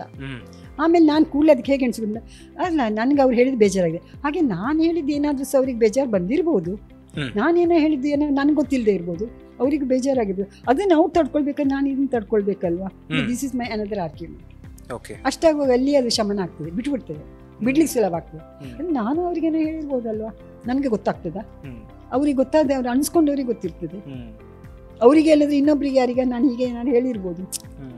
If I expect them to excuse me, I should excuse this. Absolutely, ತುಂಬಾ ಚೆನ್ನಾಗಿತ್ತು. That is another way I console myself. ಮುಂದಿನ ಚಾಪ್ಟರ್ಗೆ ಹೋಗೋಣ. ದೇಹಕ್ಕೆ ವಯಸ್ಸಾಗುತ್ತೆ, ಮನಸ್ಸಿಗೆ ವಯಸ್ಸಾಗುತ್ತಾ? ಇಲ್ವೇ ಇಲ್ಲ. ನಾನು ಎಷ್ಟೋ ಸತಿ ನನಗೆಷ್ಟೇ ಅಲ್ಲ, ನನಗೆ ಅನಿಸ್ತು 7 ವರ್ಷ 8 ವರ್ಷ ಹುಡುಗಿ ಇದ್ದಾಗ ಎಲ್ಲ ಕಾಲ್ಚು, ಈಗ ಸಹ ಹಾಗೆ ಅಲಷ್ಟೇ ಬರ್ತಾ ಉಂಟಲ್ವಾ ಅಂತ. ನಿಮಗೆ ಈಗಲೂ ಹಾಗೆ ಅನಿಸುತ್ತೆ? ಎಷ್ಟೋ ಸತಿ ಅನಿಸ್ತದೆ, ಎಷ್ಟೋ ಸತಿ. ನಾವು ಖುಷಿ ಬಂದಾಗ ತಿರುಗಿಕೊಂಡು ಮಾಡಿಕೊಂಡು ಬೆಂಗಳೂರು ಶೇಷಾದ್ರಿಪುರ ಮಲ್ಲೇಶ್ವರ ನಾನು ತಿರುಗದೇ ಇದ್ದ ಓಣಿ ಇಲ್ಲ, ತಿರುಗದೇ ಇದ್ದ ಜಾಗ ಇಲ್ಲ. ಒಬ್ಬಳೇ 5-6 ವರ್ಷ ನಂಗೆ ಅವಳಿಗೆ ಕುಣ್ಕೊಂಡು ಇಲ್ಲಿ ರಾಜ ಮೇಲೆ ಅದೆಲ್ಲ ಉಂಟಲ್ಲ, ಸ್ವಸ್ತಿಕ್ ಥಿಯೇಟರ್, ಕಾಲು ಹೀಗೆ ಮಾಡಿಕೊಂಡು ತಿರುಗಿಕೊಂಡಿದ್ದೆ ನಾನು ಒಬ್ಬಳೇ. ನೀವು ಮತ್ತೆ ಈಗಲೂ 80ನೇ ವಯಸ್ಸಿಗೂ ಒಳ್ಳೆ ಕಾರ್ ಓಡಿಸ್ಕೊಂಡು ಒಬ್ಬರೇ ಹೋಗ್ತೀವಿ? ಅದು ಬಿಡಿ, ಆವಾಗ ನಾನು 5-6 ವರ್ಷ ಇರುವಾಗಲೇ ಡಾನ್ಸ್ ಕ್ಲಾಸಿಗೆಲ್ಲ ಒಬ್ಬಳೇ ಹೋಗೋದು, ಒಬ್ಬಳೇ ಬರೋದು. ಕುಣ್ಕೊಂಡು ಅಲ್ಲಿ ಚಪ್ಪಲಿ ಕಲ್ಲು ಹಾಕಿರ್ತಾರೆ, ಈ ಕುಂಟೆ ಬೆಲೆ ಆಡಿಕೊಂಡು ಹೋಗುದು. ಹೌದು, ರಸ್ತೆ ಅವಾಗ ಟ್ರಾಫಿಕ್ಕು ಇಲ್ಲ. ಎಷ್ಟು ಚಂದ ಮಾಡಿ ಗಮ್ಮತ್ ಮಾಡಿಕೊಂಡು ಆಡಿಕೊಂಡು ಇದ್ದೆ. ಈಗಲೂ ನಂಗೆ ಕೆಲಸ ಹಾಗೆ ಒಳಗೆ ನಡೆಯುವ ಹೀಗೆ ಬರ್ತದೆ ಕಾಲ. Go back to those days. So ಹಾಗಾದ್ರೆ ಮನ್ಸಿಗೆ ವಯಸ್ಸಾಗೋದಂತ ಇಲ್ವಲ್ಲ. ಆದ್ರೆ ಮನ್ಸಲ್ಲಿ ಒಂದಷ್ಟು ನಮ್ಮ ಯೌವನದ ಥಾಟ್ಸ್ ಎಲ್ಲ ಬಂದರೂ ಕೂಡ ಮೇಡಮ್ ದೇಹ ಒಪ್ಪೋದಿಲ್ಲಲ್ಲ. ಅದಕ್ಕೆ ಅದು ಮತ್ತೆ ನಮಗೆ ನೆಗೆ ಬರ್ತದೆ, ಆಯ್ತು ಆಗಾಯ್ತು ಅಂದ್ರೆ ಈಗ ಆಗ್ತದ ಅಂತ ಹೇಳಿಕೊಂಡು ಅದನ್ನೇ ಮಾಡಿಫೈ ಮಾಡಿಕೊಂಡು ಗಮ್ಮತ್ ಮಾಡಿಕೊಂಡು ಮುಂದೆ ಹೋಗುತ್ತೆ. ಒಂದು ಹಂತದ ನಂತರ 55-60 ನಂತರ ಮೇಡಮ್ ಸಹಜವಾಗಿ ಒಂದಷ್ಟು ನಕಾರಾತ್ಮಕ ಆಲೋಚನೆಗಳು, ಮೇ ಬಿ ನಾನು ಅದನ್ನು ಪಾಯಿಂಟ್ ಔಟ್ ಮಾಡಿ ಹೇಳೋದಕ್ಕೆ ಇಷ್ಟಪಡಲ್ವೋ ಏನೋ, ಖಂಡಿತವಾಗಿಯೂ ಬಂದೇ ಬರ್ತದೆ. ಇದನ್ನೆಲ್ಲ ನೀವು ಎದುರಿಸ್ಕೊಂಡು ಅದನ್ನು ಮೀರಿ ನಿಲ್ಲುವಂಥ ಬಗೆ ಹೇಗೆ? ನಕಾರಾತ್ಮಕ ಬಂದ ಕೂಡಲೇ ಅದನ್ನ ಚೂಟಿ ಹಾಕಬೇಕು. ಅಂದರೆ ನಕಾರಾತ್ಮಕ ಹೇಗೆ ನನ್ನ ಕೈಲಿ ಆಗ್ತದೋ ಇಲ್ವೋ ಅಂತ ಹೇಳಿಯಾ, ಟ್ರೈ ಮಾಡಿ ನೋಡುವ, ಆದ್ರೆ ಮಾಡೋದು, ಇಲ್ಲದ್ರೆ ಬಿಟ್ರೆ ಸರಿ, ಅದ್ರಲ್ಲಿ ನಷ್ಟ ಏನು, ಆ ರೀತಿ ಆಟಿಟ್ಯೂಡ್ ಮೇಲೆ ಹೋಗೋದು. ಅಯ್ಯೋ ಯಾರು ಏನು ಹೇಳ್ತಾರೋ ಏನೋ, ಅದು ಇಲ್ಲದ ನಾನು BEd ಎಲ್ಲ ಆಗಿನ ಕಾಲಕ್ಕೆ 30 ವರ್ಷಕ್ಕೆ ಮಾಡ್ತಿರ್ಲಿಲ್ಲ. ಎಲ್ಲವೂ ಈಗ ಈವನ್ ಇದು ಮೈಕಲ್ ಜಾಕ್ಸನ್ ಎಲ್ಲ ಕುಣಿಯು ಸಹ ಬೇರೆಯವ್ರು ಏನು ಎಣಿಸ್ತಾರೋ ಕೇಳಿದ್ರೆ ನಾನು ಅದು ಮಾಡುವ ಒಂಚೂರು ಮನಸ್ಸಲ್ಲಿ ಬಂದಿದೆ. ಉಡುಪಿಯವರ ನಮ್ಮ ರಿಲೇಟಿವ್ಸ್ ಎಲ್ಲ ಉಡುಪಿಯಲ್ಲಿ ನಾನು ಕೆಲವು ಮಾಡೋದಿಲ್ಲ, ಯಾಕೆ ನನ್ನ ಗಂಡನ ರಿಲೇಟಿವ್ಸ್ ಎಲ್ಲ ಇದ್ದಾರೆ ಏಜ್ ಆದವರು. ದೇಮೆ ಇವೇನಪ್ಪ ಈಗ ಕುಣಿತಾಳೆ ಅಂತ ಹೇಳ್ಬೋದು ಅಂತ ಹೇಳಿಸಿ ಸ್ವಲ್ಪ ಮಣಿಪಾಲದಲ್ಲಿ ಆದರೆ ಸ್ವಲ್ಪ ಫ್ರೀಯಾಗಿ ಕುಣಿತಿದ್ದೆ.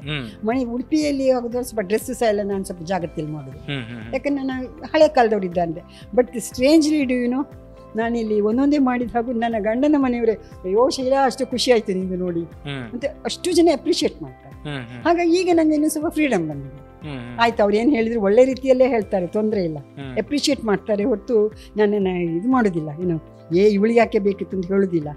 ಅದು ನನ್ನ ಗಂಡನ ಮನೆ ರಿಲೇಟಿವ್ಸ್ ಅಷ್ಟು ನಮಗೆ ಎಂಕರೇಜಿಂಗ್. ಓಕೆ ಮೇಡಮ್, ಈಗ ವಯಸ್ಸು ಆದಂಗೂ ಕೆಲವು ವಿಷಯಗಳಲ್ಲೆಲ್ಲ ನಾವು ಬಿಟ್ಟು ಕೊಡ್ತಾ ಬರಬೇಕಂತೆ. ನೀವು ಇದನ್ನು ನನಗೆ ಸ್ವಲ್ಪ ಇಲಾಬ್ರೇಟ್ ಮಾಡಿ ಹೇಳಬೇಕಾಗ್ಬೋದು. ಇದನ್ನು ಆದರೆ ಮನಸ್ಸು ಒಪ್ಪೋದಿಲ್ಲ ಅಂದರೆ ನಿಮ್ಗೆ ಗೊತ್ತಾಯ್ತಾ? ಕೆಲವು ವಿಷಯಗಳನ್ನೆಲ್ಲ ನಿಮ್ಗೆ ಗೊತ್ತಾಗಿರ್ತದೆ ಬಿಡಿ, ಬಿಟ್ಟು ಕೊಡುವಂಥದ್ದು ಅಂತ. ಏನೇನು ಬಿಟ್ಟು ಕೊಡಬೇಕು ಮತ್ತು ಆ ಬಿಟ್ಟು ಕೊಡೋದಕ್ಕೆ ಮನಸ್ಥಿತಿಯನ್ನು ನಾವು ಹೇಗೆ ಬಳಸ್ಕೊಳ್ಬೇಕು? ಒಂದೆರಡು ಸತಿ ನಮ್ಗೆ ಕಹಿ ಘಟನೆಗಳಲ್ಲೇ ಬರ್ತದೆ ಅದು. ಆ್ಯಕ್ಚುಲಿ ಫಾರ್ ಎಕ್ಸಾಂಪಲ್ ಮಹಿಳಾ ಸಮಾಜದಲ್ಲಿ ಮುಂಚೆ ನಾನು ಸ್ವಲ್ಪ ಲೀಡರ್ ಆಗಿದ್ದೆ, ಇದು ಸ್ವಲ್ಪ ಸೀನಿಯಾರಿಟಿ ಬಂದ ಹಾಗೆ. ಕೊನೆಗೆ ನಾನು ಮೀಟಿಂಗ್ ಆದ ಕೂಡಲೇ ಏನೋ ಹೇಳಿಕೊಂಡು ನಾನೇ ಫಸ್ಟ್ ಒಂದು why don't we do like this ಅಂತ ಹೇಳಿ ಒಂದು ಸೊಲ್ಯೂಷನ್ ಕೊಡೋದು. ಮತ್ತೆ ಕೆಲವು ಸತಿ ಏನಾಗ್ತದೆ, ಯಾರು ಬಾಯಿ ತೆಗೆಯೋದಿಲ್ಲ, ಎಲ್ಲ ಹೀಗೆ ನೋಡ್ತಾ ಕೂತ್ಕೊಳ್ತಾರೆ. ಹಾಗೆ ಯಾರಾದ್ರೂ ಸಂಭಾಷಣೆ ಶುರು ಮಾಡಬೇಕಲ್ಲ. ಸೊ ನಾ ice to talk something, you start set the ball rolling ಅಂತ ಹೇಳೋದಕ್ಕೆ. ಆವಾಗ ಏನಾಗ್ತದೆ, ಆಮೇಲೆ ಯಾರು ಮಾತಾಡೋದಿಲ್ಲ. ಕೊನೆಗೆ ಬಂದು ಅವರು ನಮಗೆ ಹಾಗೆ ಬೇಕಿತ್ತು, ನಾನು ಅವ್ರಿಗೆ ನಂಗೆ ಹೇಳಲಿಕ್ಕಾಗ್ಲಿಲ್ವಾಗ ನಾನು to set the ball rolling ನಾನು ಹೇಳಿದ್ದಷ್ಟೇ. ಅದಕ್ಕೆ ಇನ್ನೊಂದು ನನ್ನ ಕ್ಲೋಸ್ ಫ್ರೆಂಡ್ ಒಬ್ರು, ಇಲ್ಲ ಶೈಲಾ ನೀವು ಸೀನಿಯರ್ ಮೆಂಬರ್ ಹೇಳಿ ಕೂಡ ಅವರಿಗೆಲ್ಲ ಅಳುಕಾಗ್ತದೆ ಹೇಳಲಿಕ್ಕೆ, ಅದಕ್ಕೆ ಅವರು ನಿಮ್ಮ ಸೀನಿಯಾರಿಟಿಗೆ ಮರ್ಯಾದೆ ಕೊಟ್ಟು ಹೇಳೋದಿಲ್ಲ. ಅದ್ರ ನಂತರ ನಾನು ಗರೆ ಮುಟ್ಟಿಕೊಂಡೆ. ನಂಗೆ ಸಿಟ್ಟು ಬರಲಿಲ್ಲ, ಒಂದು ಹೊಸ ಆಯಾಮ ಹೌದಲ್ವಾ ಅಂತ ಆ ಓಪನ್ನೆಸ್ ಬೇಕು. ಅಂದ್ರೆ ಅವ್ರು ಹೇಳುವಾಗ ಅವ್ರೇನು ಹಾಗೆ ಅನ್ಸುದು, ನನ್ನ ಇದಕ್ಕೆ ಬೆಲೆ ಇಲ್ವಾ ನನ್ನ ಸೀನಿಯಾರಿಟಿಗೆ ಅಂತ ಆಗಲ್ಲ.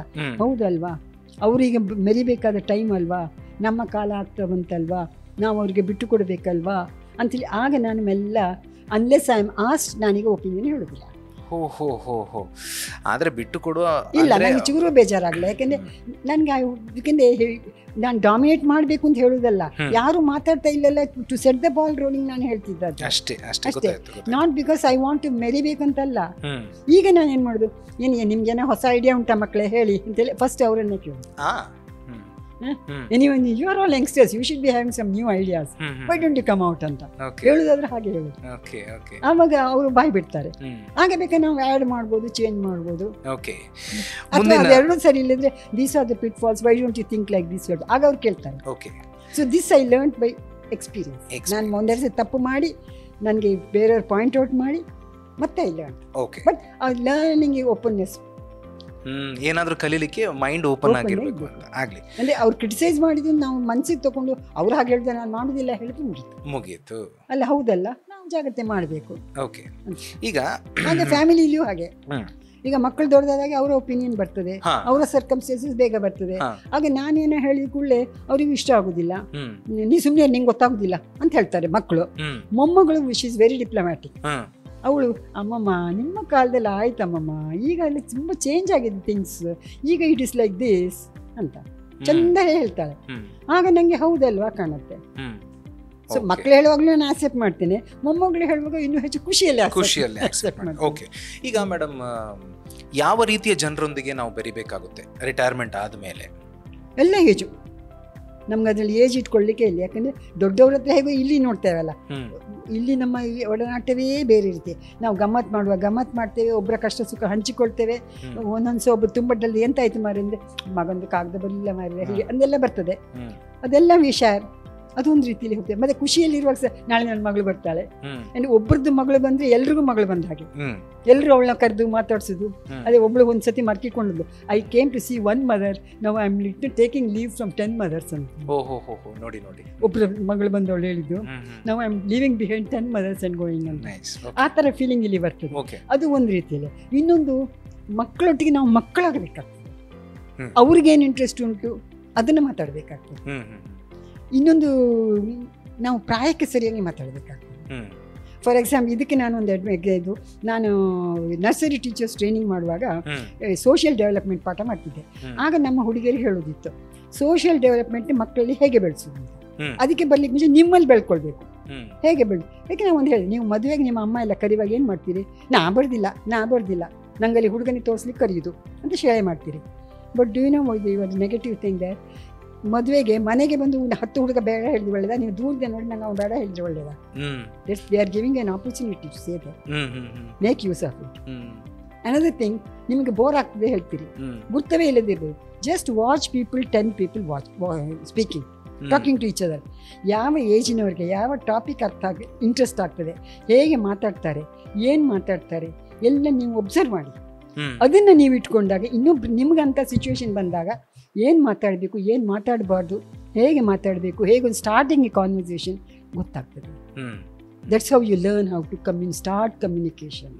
ನಿಮಗೆ ನಾಳೆ ಮದುವೆಯಾಗಿ ಇನ್ನೊಂದು ಹೊಸ ಮನೆಗೆ ಹೋಗ್ತೀರಿ, ಹೊಸವ್ರನ್ನ ರಿಲೇಟಿವ್ಸ್ನ ಮೀಟ್ ಮಾಡಬೇಕು, you to make them your own. ಹೇಗೆ ಮಾಡ್ಕೊಳ್ತೀರಿ? This gives you basic, make use of that for first. ಮದುವೆ ತಾಯಿಗೆ ಒಟ್ಟಿಗೆ ಮಗಳ ಮನೆಗೆ ಹೋಗಿ, ಮದುವೆಗಳಿಗೆ ಹೋಗಿ, ಏನಿಲ್ಲದ್ರೆ ಒಬ್ಬೊಬ್ರು ನಡೆಯೋದು ಮಾಡೋದು ಒಬ್ಸರ್ವ್ ಮಾಡಿ.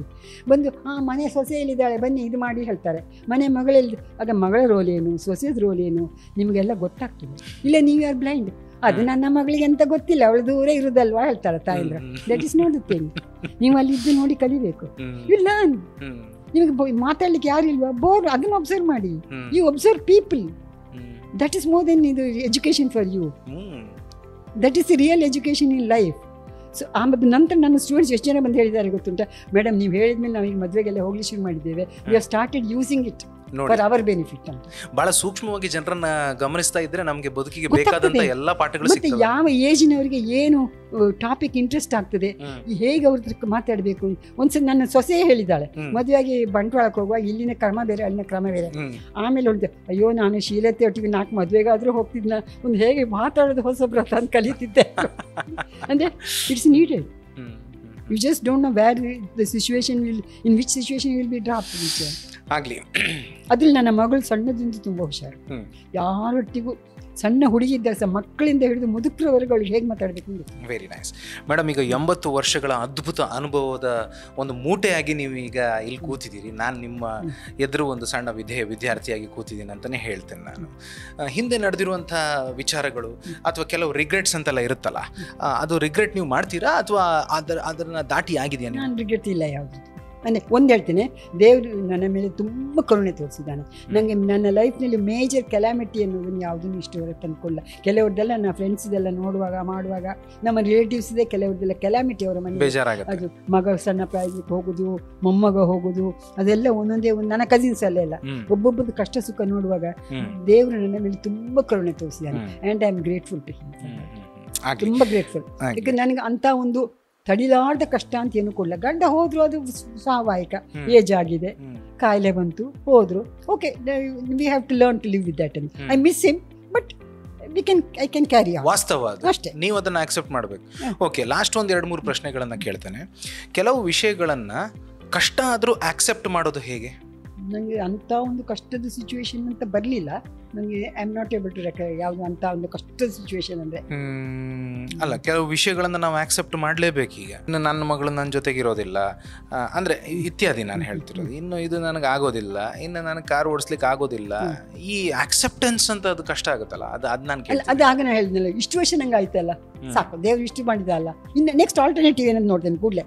ಇದು ನಂಗೆ ಮಾಡ್ಲಿಕ್ಕಾಗೋದು ನೆಕ್ಸ್ಟ್ ಆಲ್ಟರ್ನೇಟಿವ್ ಏನು, ನೆಕ್ಸ್ಟ್ ಆಲ್ಟರ್ನೇಟಿವ್ ಸಿಕ್ಕಿದ್ರೆ ಆಯ್ತು, ಅಲ್ಲಿಗೆ ಮುಗಿತಲ್ಲ. ಆಲ್ಟರ್ನೇಟಿವ್ ಸಿಕ್ಕಿದ್ರೆ ಆಯ್ತು, ಇಷ್ಟು ವರ್ಷ ಮಾಡಿದೆ ಅಲ್ಲ, ಗಮ್ಮತ್ ಮಾಡಿದೆ ಅಲ್ವಾ, ಏನೋ ತಿನ್ಲಿಕ್ಕೆ ಆಗೋದು ಕೂಡ ನಂಗೆ ಕಚ್ಲಿಕ್ಕೆಲ್ಲ ಕೆಲವೆಲ್ಲ ಆಗಿಲ್ಲ. ಅಯ್ಯೋ ನಂಗೆ ಅದು ಇಷ್ಟ ಇತ್ತು ತಿನ್ಲಿಕ್ಕೆ, ಆಗ ಇಷ್ಟು ವರ್ಷ ತಿಂದೆ ಅಲ್ಲ, ಈಗ ಬಿಟ್ರಾಯ್ತು ಅಂತ. ಹಾಗೆ ದಟ್ಸ್ ಮ್ಯಾಟರ್. ಹೇಗೆ ಬೇಕೋ ಹಾಗೆ ಮೈಂಡನ್ನು ಟ್ಯೂನ್ ಮಾಡ್ಕೊಳ್ಳೋದು ಅಂತ, ಕರೆಕ್ಟ್ ಅಲ್ವಾ? ಆ ಪ್ರಶ್ನೆ ಕೇಳೋದಕ್ಕಿಂತ ಮುಂಚೆ ನಾನು ನಿಮ್ಮಲ್ಲಿ ಗಮನಿಸಿದ್ದೇನಂತಂದರೆ, ಒಂದು ಸ್ಮಾರ್ಟ್ ಫೋನ್ ಕೈಯಲ್ಲೇ ಇರ್ತದೆ ನಿಮ್ಮ ಹತ್ರ. ಟಕ್ ಅಂತ ಫೋನಿಗೆ ರೆಸ್ಪಾನ್ಸ್ ಕೊಡ್ತೀರಿ, ಟಕ್ ಅಂತ ವಾಟ್ಸಪ್ಪಿಗೆ ರಿಪ್ಲೈ ಮಾಡ್ತೀರಿ, ಟಕ್ ಅಂತ ಏನೋ ಒಂದು ವಿಚಾರಗಳನ್ನೆಲ್ಲ ಹೇಳ್ತೀರಿ. ಈ ಟಕ್ ಟಕ್ ಟಕ್ ಟಕ್ ಎಲ್ಲದಕ್ಕೂ ಟೈಮೇ ಇಲ್ಲ. ಅಂದರೆ ನೀವು ಅಂದರೆ ನನಗೆ ಅನ್ಸೋದು, ನಾನು ನಿಜವಾಗ್ಲೂ ಇಷ್ಟೊಂದು ಸೀನಿಯರ್ ಒಟ್ಟಿಗೆ ಮಾತಾಡ್ತಿದ್ದೇನಾ, ಇವರೇ ನನಗೆ ರಿಪ್ಲೈ ಮಾಡ್ತಿದ್ದಾರಾ ಅಂತೆಲ್ಲ ಅನಿಸಿಬಿಡ್ತದೆ ಮೇಡಮ್. ಈ ಆ್ಯಕ್ಟಿವ್ನೆಸ್ ಇದೆ ಅಲ್ಲ, ಈ ಸತ್ತಿಗೆ ನನ್ನ ಮನಸ್ಸಿಗೆ ಚೂರು ಏಜ್ ಆಗಲಿಲ್ಲ ಇವತ್ತಿಗೆ ಹೇಳ್ತೇನೆ ನನಗೆ. ಏಕೆಂದರೆ I will moving with children of all ages, all this. ಅದಕ್ಕೋಸ್ಕರ ನೀವು ಹೀಗಿದ್ದೀರಿ. ಎಲ್ಲ ಮಕ್ಕಳನ್ನ ಇಡೀ ಒಂದು ಟೀಚರ್ ಆದವ್ರಿಗೆ ಯಾವತ್ತೂ ಏಜ್ ಆಗೋದಿಲ್ಲ. ಟೀಚರ್ ನೀವು ನೋಡಿ, ಅವ್ರ ಪಕ್ಕ ಏಜ್ ಆಗೋದಿಲ್ಲ. ಮಕ್ಕಳೊಟ್ಟಿಗೆ ಇದ್ದಿದ್ದು ಅದೇ ಇದ್ರಲ್ಲಿ ಬರ್ತದೆ. And I have taught at every level. College ಮಕ್ಕಳಿಗೂ ಕಳಿಸಿದ್ದೇನೆ, ಶಾಲೆ ಮಕ್ಕಳಿಗೂ ಕಳಿಸಿದ್ದೇನೆ, ನರ್ಸರಿ ಮಕ್ಕಳನ್ನ ಹ್ಯಾಂಡಲ್ ಮಾಡಿದ್ದೇನೆ. ಸೊ ಎಲ್ಲ ಲೆವೆಲಿನ ಮಕ್ಕಳನ್ನ ಹ್ಯಾಂಡಲ್ ಮಾಡಿದ್ದೇನೆ. ಸೊ ಹಾಗಾಗಿ ನಮಗೆ ನನ್ನ ಮನಸ್ಸು ಇದಾಗುವುದೇ ಇಲ್ಲ. ಮತ್ತೆ ಈಗ ಮಹಿಳಾ ಸಮಾಜಕ್ಕೆಲ್ಲ ಹೋಗುವ ನಾನು ಅಲ್ಲಿ ಎಲ್ಲ ಏಜ್ ಗ್ರೂಪ್ನವರು ಬರ್ತಾರೆ. ಸಣ್ಣ ಹುಡುಗಿಯರಿಂದ ಹಿಡಿದು ಅವನ್ನೆಲ್ಲ ಡೈರೆಕ್ಟ್ ಮಾಡುವಾಗೆಲ್ಲ ಅವ್ರಿಗೆ ಸರಿಯಾಗಿ ನಾವು ಮಾಡಬೇಕಾಗ್ತದೆ, ಅವರ ಮನೋಭಾವಕ್ಕೆ ಸರಿಯಾಗಿ ಮಾಡಬೇಕಾಗ್ತದೆ. ಈಗ ಫಾರ್ ಎಕ್ಸಾಂಪಲ್ ಸಣ್ಣ ಮಕ್ಕಳಿಗೆ ಡ್ರೈವ್ ಮಾಡುವಾಗ ಅವನಿಗೆ ದೂರ ಹಶುವಾಗಿದೆ ಹೇಳಬೇಕು, ಆಗ ಅವನಿಗೆ ನಾನು ಒಂದು ಅಂಥದ್ದೇ ಒಂದು situation create, suppose your mother does like this, how would you feel? I will feel angry, I do show that ನಾವು. ಅವನಿಗೆ ಅವನದ್ದೊಂದು ಸಿಚುವೇಶನ್ ಕ್ರಿಯೇಟ್ ಮಾಡಿ ಹೇಳಿ ಅವನ ಭಾಷೆಯಲ್ಲಿ ಹೇಳಬೇಕು, ಅವನ ಇದಕ್ಕೆ ತಂದು ಅವನ ಕೈಲಿ ಅದನ್ನ ಆಕ್ಟ್ ಮಾಡಿಸೋದು. Right, okay madam, do like that, it will be correct ಅಂತ. ಓಕೆ, ಆಗಲಿ ಮೇಡಮ್.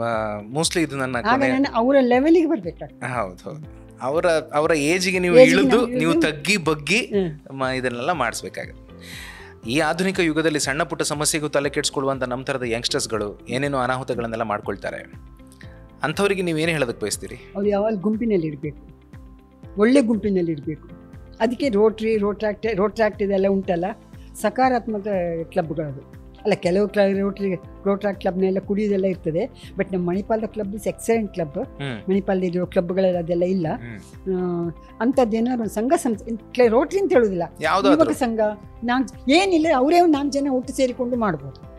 ಈಗ ಅವರೇ ಒಟ್ಟು ಸೇರಿಕೊಂಡು ಮಾಡಬೇಕು, ಆದರೆ ಎಂಥ ಜನಗಳ ಜೊತೆ ಬೆರಿಬೇಕು ಅಂತ ಅದನ್ನು ಅವರು ಸ್ವಲ್ಪ ಹೆಕ್ಕಿ ತಗೊಳ್ಬೇಕು. ಒಟ್ಟಾಶಿ ಫ್ರೆಂಡ್ಶಿಪ್ ಮಾಡ್ಕೊಂಡ್ರೆ ಆಗುತ್ತೆ. ಒಂದೇ ರೀತಿ ಆಲೋಚನೆ ಮಾಡೋ ಮನಸ್ಸು ಆಗಬೇಕು. ಮತ್ತೆ ಯಾರಿಗೆ ಇನ್ನೊಬ್ಬರ ಮೇಲೆ ಇದು ಅಸೂಯೆ ಇದೆಲ್ಲ ಇರಬಾರ್ದು, ಕಾಂಪಿಟೇಷನ್ ಅಸೂಯೆ ಇರಬಾರ್ದು. ನಾವು ಯಾಕೆ 4 ಜನರಿಗೆ ಒಳ್ಳೇದಾಗಬೇಕಂತ ಮಾಡೋದು. ಈಗ ಫಾರ್ ಎಕ್ಸಾಂಪಲ್ ನಮ್ಮ ಕಾಲನಿಯಲ್ಲೇ ಎಷ್ಟೋ ಜನ ಒಬ್ಬೊಬ್ಬರೇ ಇರ್ತಾರೆ. ನಾನು ಮೊನ್ನೆ ರೋಟ್ರಿದಲ್ಲಿ ಒಂದು ಟಾಕ್ ಕೊಡುವ ಹಾಗೆ ಸೀನಿಯರ್ ಸಿಟಿಸನ್ ಅಂತ ಹೇಗೆ ಮ್ಯಾನೇಜ್ ಮಾಡೋದು ಅಂತ. ಆವಾಗ ಅವರು ರೋಟ್ರಾಕ್ಟ್ ಅಂತ ಅವರು ಮಾಡ್ಬೋದು. 4-5 ಜನ ಒಟ್ಟು ಸೇರಿ ಒಬ್ಬರೊಬ್ರು, ಯಾರೋ ಹೆಂಗಸೊಬ್ರು ಇರ್ತಾರೆ, ಗಂಡಸೊಬ್ರು ಇರ್ತಾರೆ. ಆ ಕ್ಲಬ್ಬಿನವರು 4 ಜನನ ಆ ಗಂಡಸಿಗೆ ಇದು ಮಾಡೋದು, ಅಲಾಟ್ ಮಾಡೋದು. ಹಾಗೆ ಒಬ್ಬೊಬ್ರು ಇರೋರಿಗೆ ಇವರಿಗೆ ಅವ್ರನ್ನ ನೋಡಿಕೊಳ್ಳೋದು ಕೆಲಸ. ಅವ್ರಿಗೆ ಏನಾಗಬೇಕು, ಹಾಸ್ಪಿಟ್ಲಿಗೆ ಕರ್ಕೊಂಡು ಹೋಗ್ಬೇಕಾ, ಏನು ಮಾಡಬೇಕು ಅದನ್ನೆಲ್ಲ ನೋಡಿಕೊಳ್ಳೋ ಕೆಲಸ. ಅವ್ರಿಗೊಂದು ಸಾಮಾನು ತಂದು ಕೊಡಬೇಕಾ, ಏನೋ ಮಾಡಬೇಕಾ ಇಲ್ಲ. 4 ಜನ ಯಾಕೆ ಕೊಡಂದ್ರೆ ಒಬ್ಬನಿಗೆ ಪುರ್ಸೋತಿಲ್ಲದ್ರೆ ಇನ್ನೊಬ್ಬ ಹೋಗ್ತಾನೆ. ಕರೆಕ್ಟ್. ಒಂದು ಸಮಸ್ಯೆಗೆ ಒಬ್ಬ ಸೊಲ್ಯೂಷನ್ ಕೊಡಿ, ಇನ್ನೊಂದು ಸಮಸ್ಯೆಗೆ ಇನ್ನೊಬ್ಬ ಸೊಲ್ಯೂಷನ್ ಕೊಡ್ತಾನೆ. ಎಲ್ಲ ಸೊಲ್ಯೂಷನ್ ಒಬ್ಬನಿಗೆ ಕೊಡ್ಲಿಕ್ಕೆ ಆಗುದಿಲ್ಲ. So they form group. ಈ ಹುಡುಗರು ಮಾಡ್ಕೊಳ್ಳೋದು ಹಾಗೆ ಮಾಡ್ಕೊಳ್ಬೋದು. ಒಂದು ಸಾರ್ಟ್ ಆಫ್ ಸೋಷಿಯಲ್ ಗ್ರೂಪ್ ಅಂತ ಮಾಡ್ಕೊಂಡು, ನಾಟ್ ನೆಸೆಸರಿ ರೋಟ್ರಾಕ್ಟ್ ಇದ್ದು ಏನೋ ಒಂದು ಸೋಷಿಯಲ್ ಆಕ್ಟಿವ್ ಗ್ರೂಪ್. ಹಾಗೆ ಅವರ ಸಮಾಜದಲ್ಲಿ ಸುತ್ತಲೂ ಇರೋರಿಗೆ ಬೇಕಾದ ಮಾಡಿಕೊಂಡಿದ್ರೆ ನಾಳೆ ಅವರಿಗೆ ನಮ್ಮನೆ ಪ್ರಾಬ್ಲಮ್ ಬರೋದು. ಮತ್ತು ದೇ ವಿಲ್ ಆಲ್ಸೋ ನೋ ಮುಂದೆ ಏನು ಪ್ರಾಬ್ಲಮ್ ಬರ್ತದೆ ಅಂತ. ಅದಕ್ಕೆ they can mentally prepare themselves. And ಅದು ಬಾರದಿದ್ದಾಗ ಸಹ ನೋಡ್ಕೊಳ್ಳಿಕ್ಕೆ ಆಗ್ತದೆ. ಅವ್ರಿಗೆ ಸುಮ್ಮನೆ ಸಮಾಜ ಸೇವೆ ಅಲ್ಲ, ನಾಳೆಗೆ ಅವರಿಗೂ ಸೇವೆ ಅದು, ಅವ್ರದ್ದು ಸ್ವಸೇವೆ. ಆಗಲಿ ಮೇಡಮ್, ನಾವು ಮಾತಾಡ್ತಾ ಅರ್ಧ ಗಂಟೆ ಮಾತಾಡಿದ್ವಿ, ಸಖತ್ತಾಗಿತ್ತು.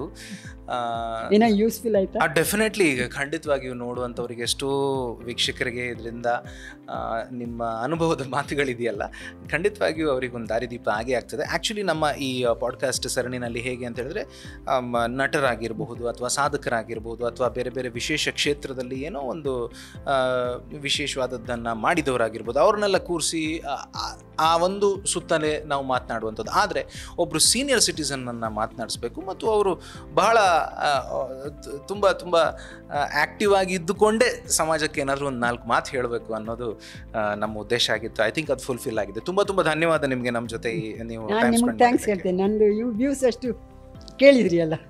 Thank you. ನಮಸ್ಕಾರ.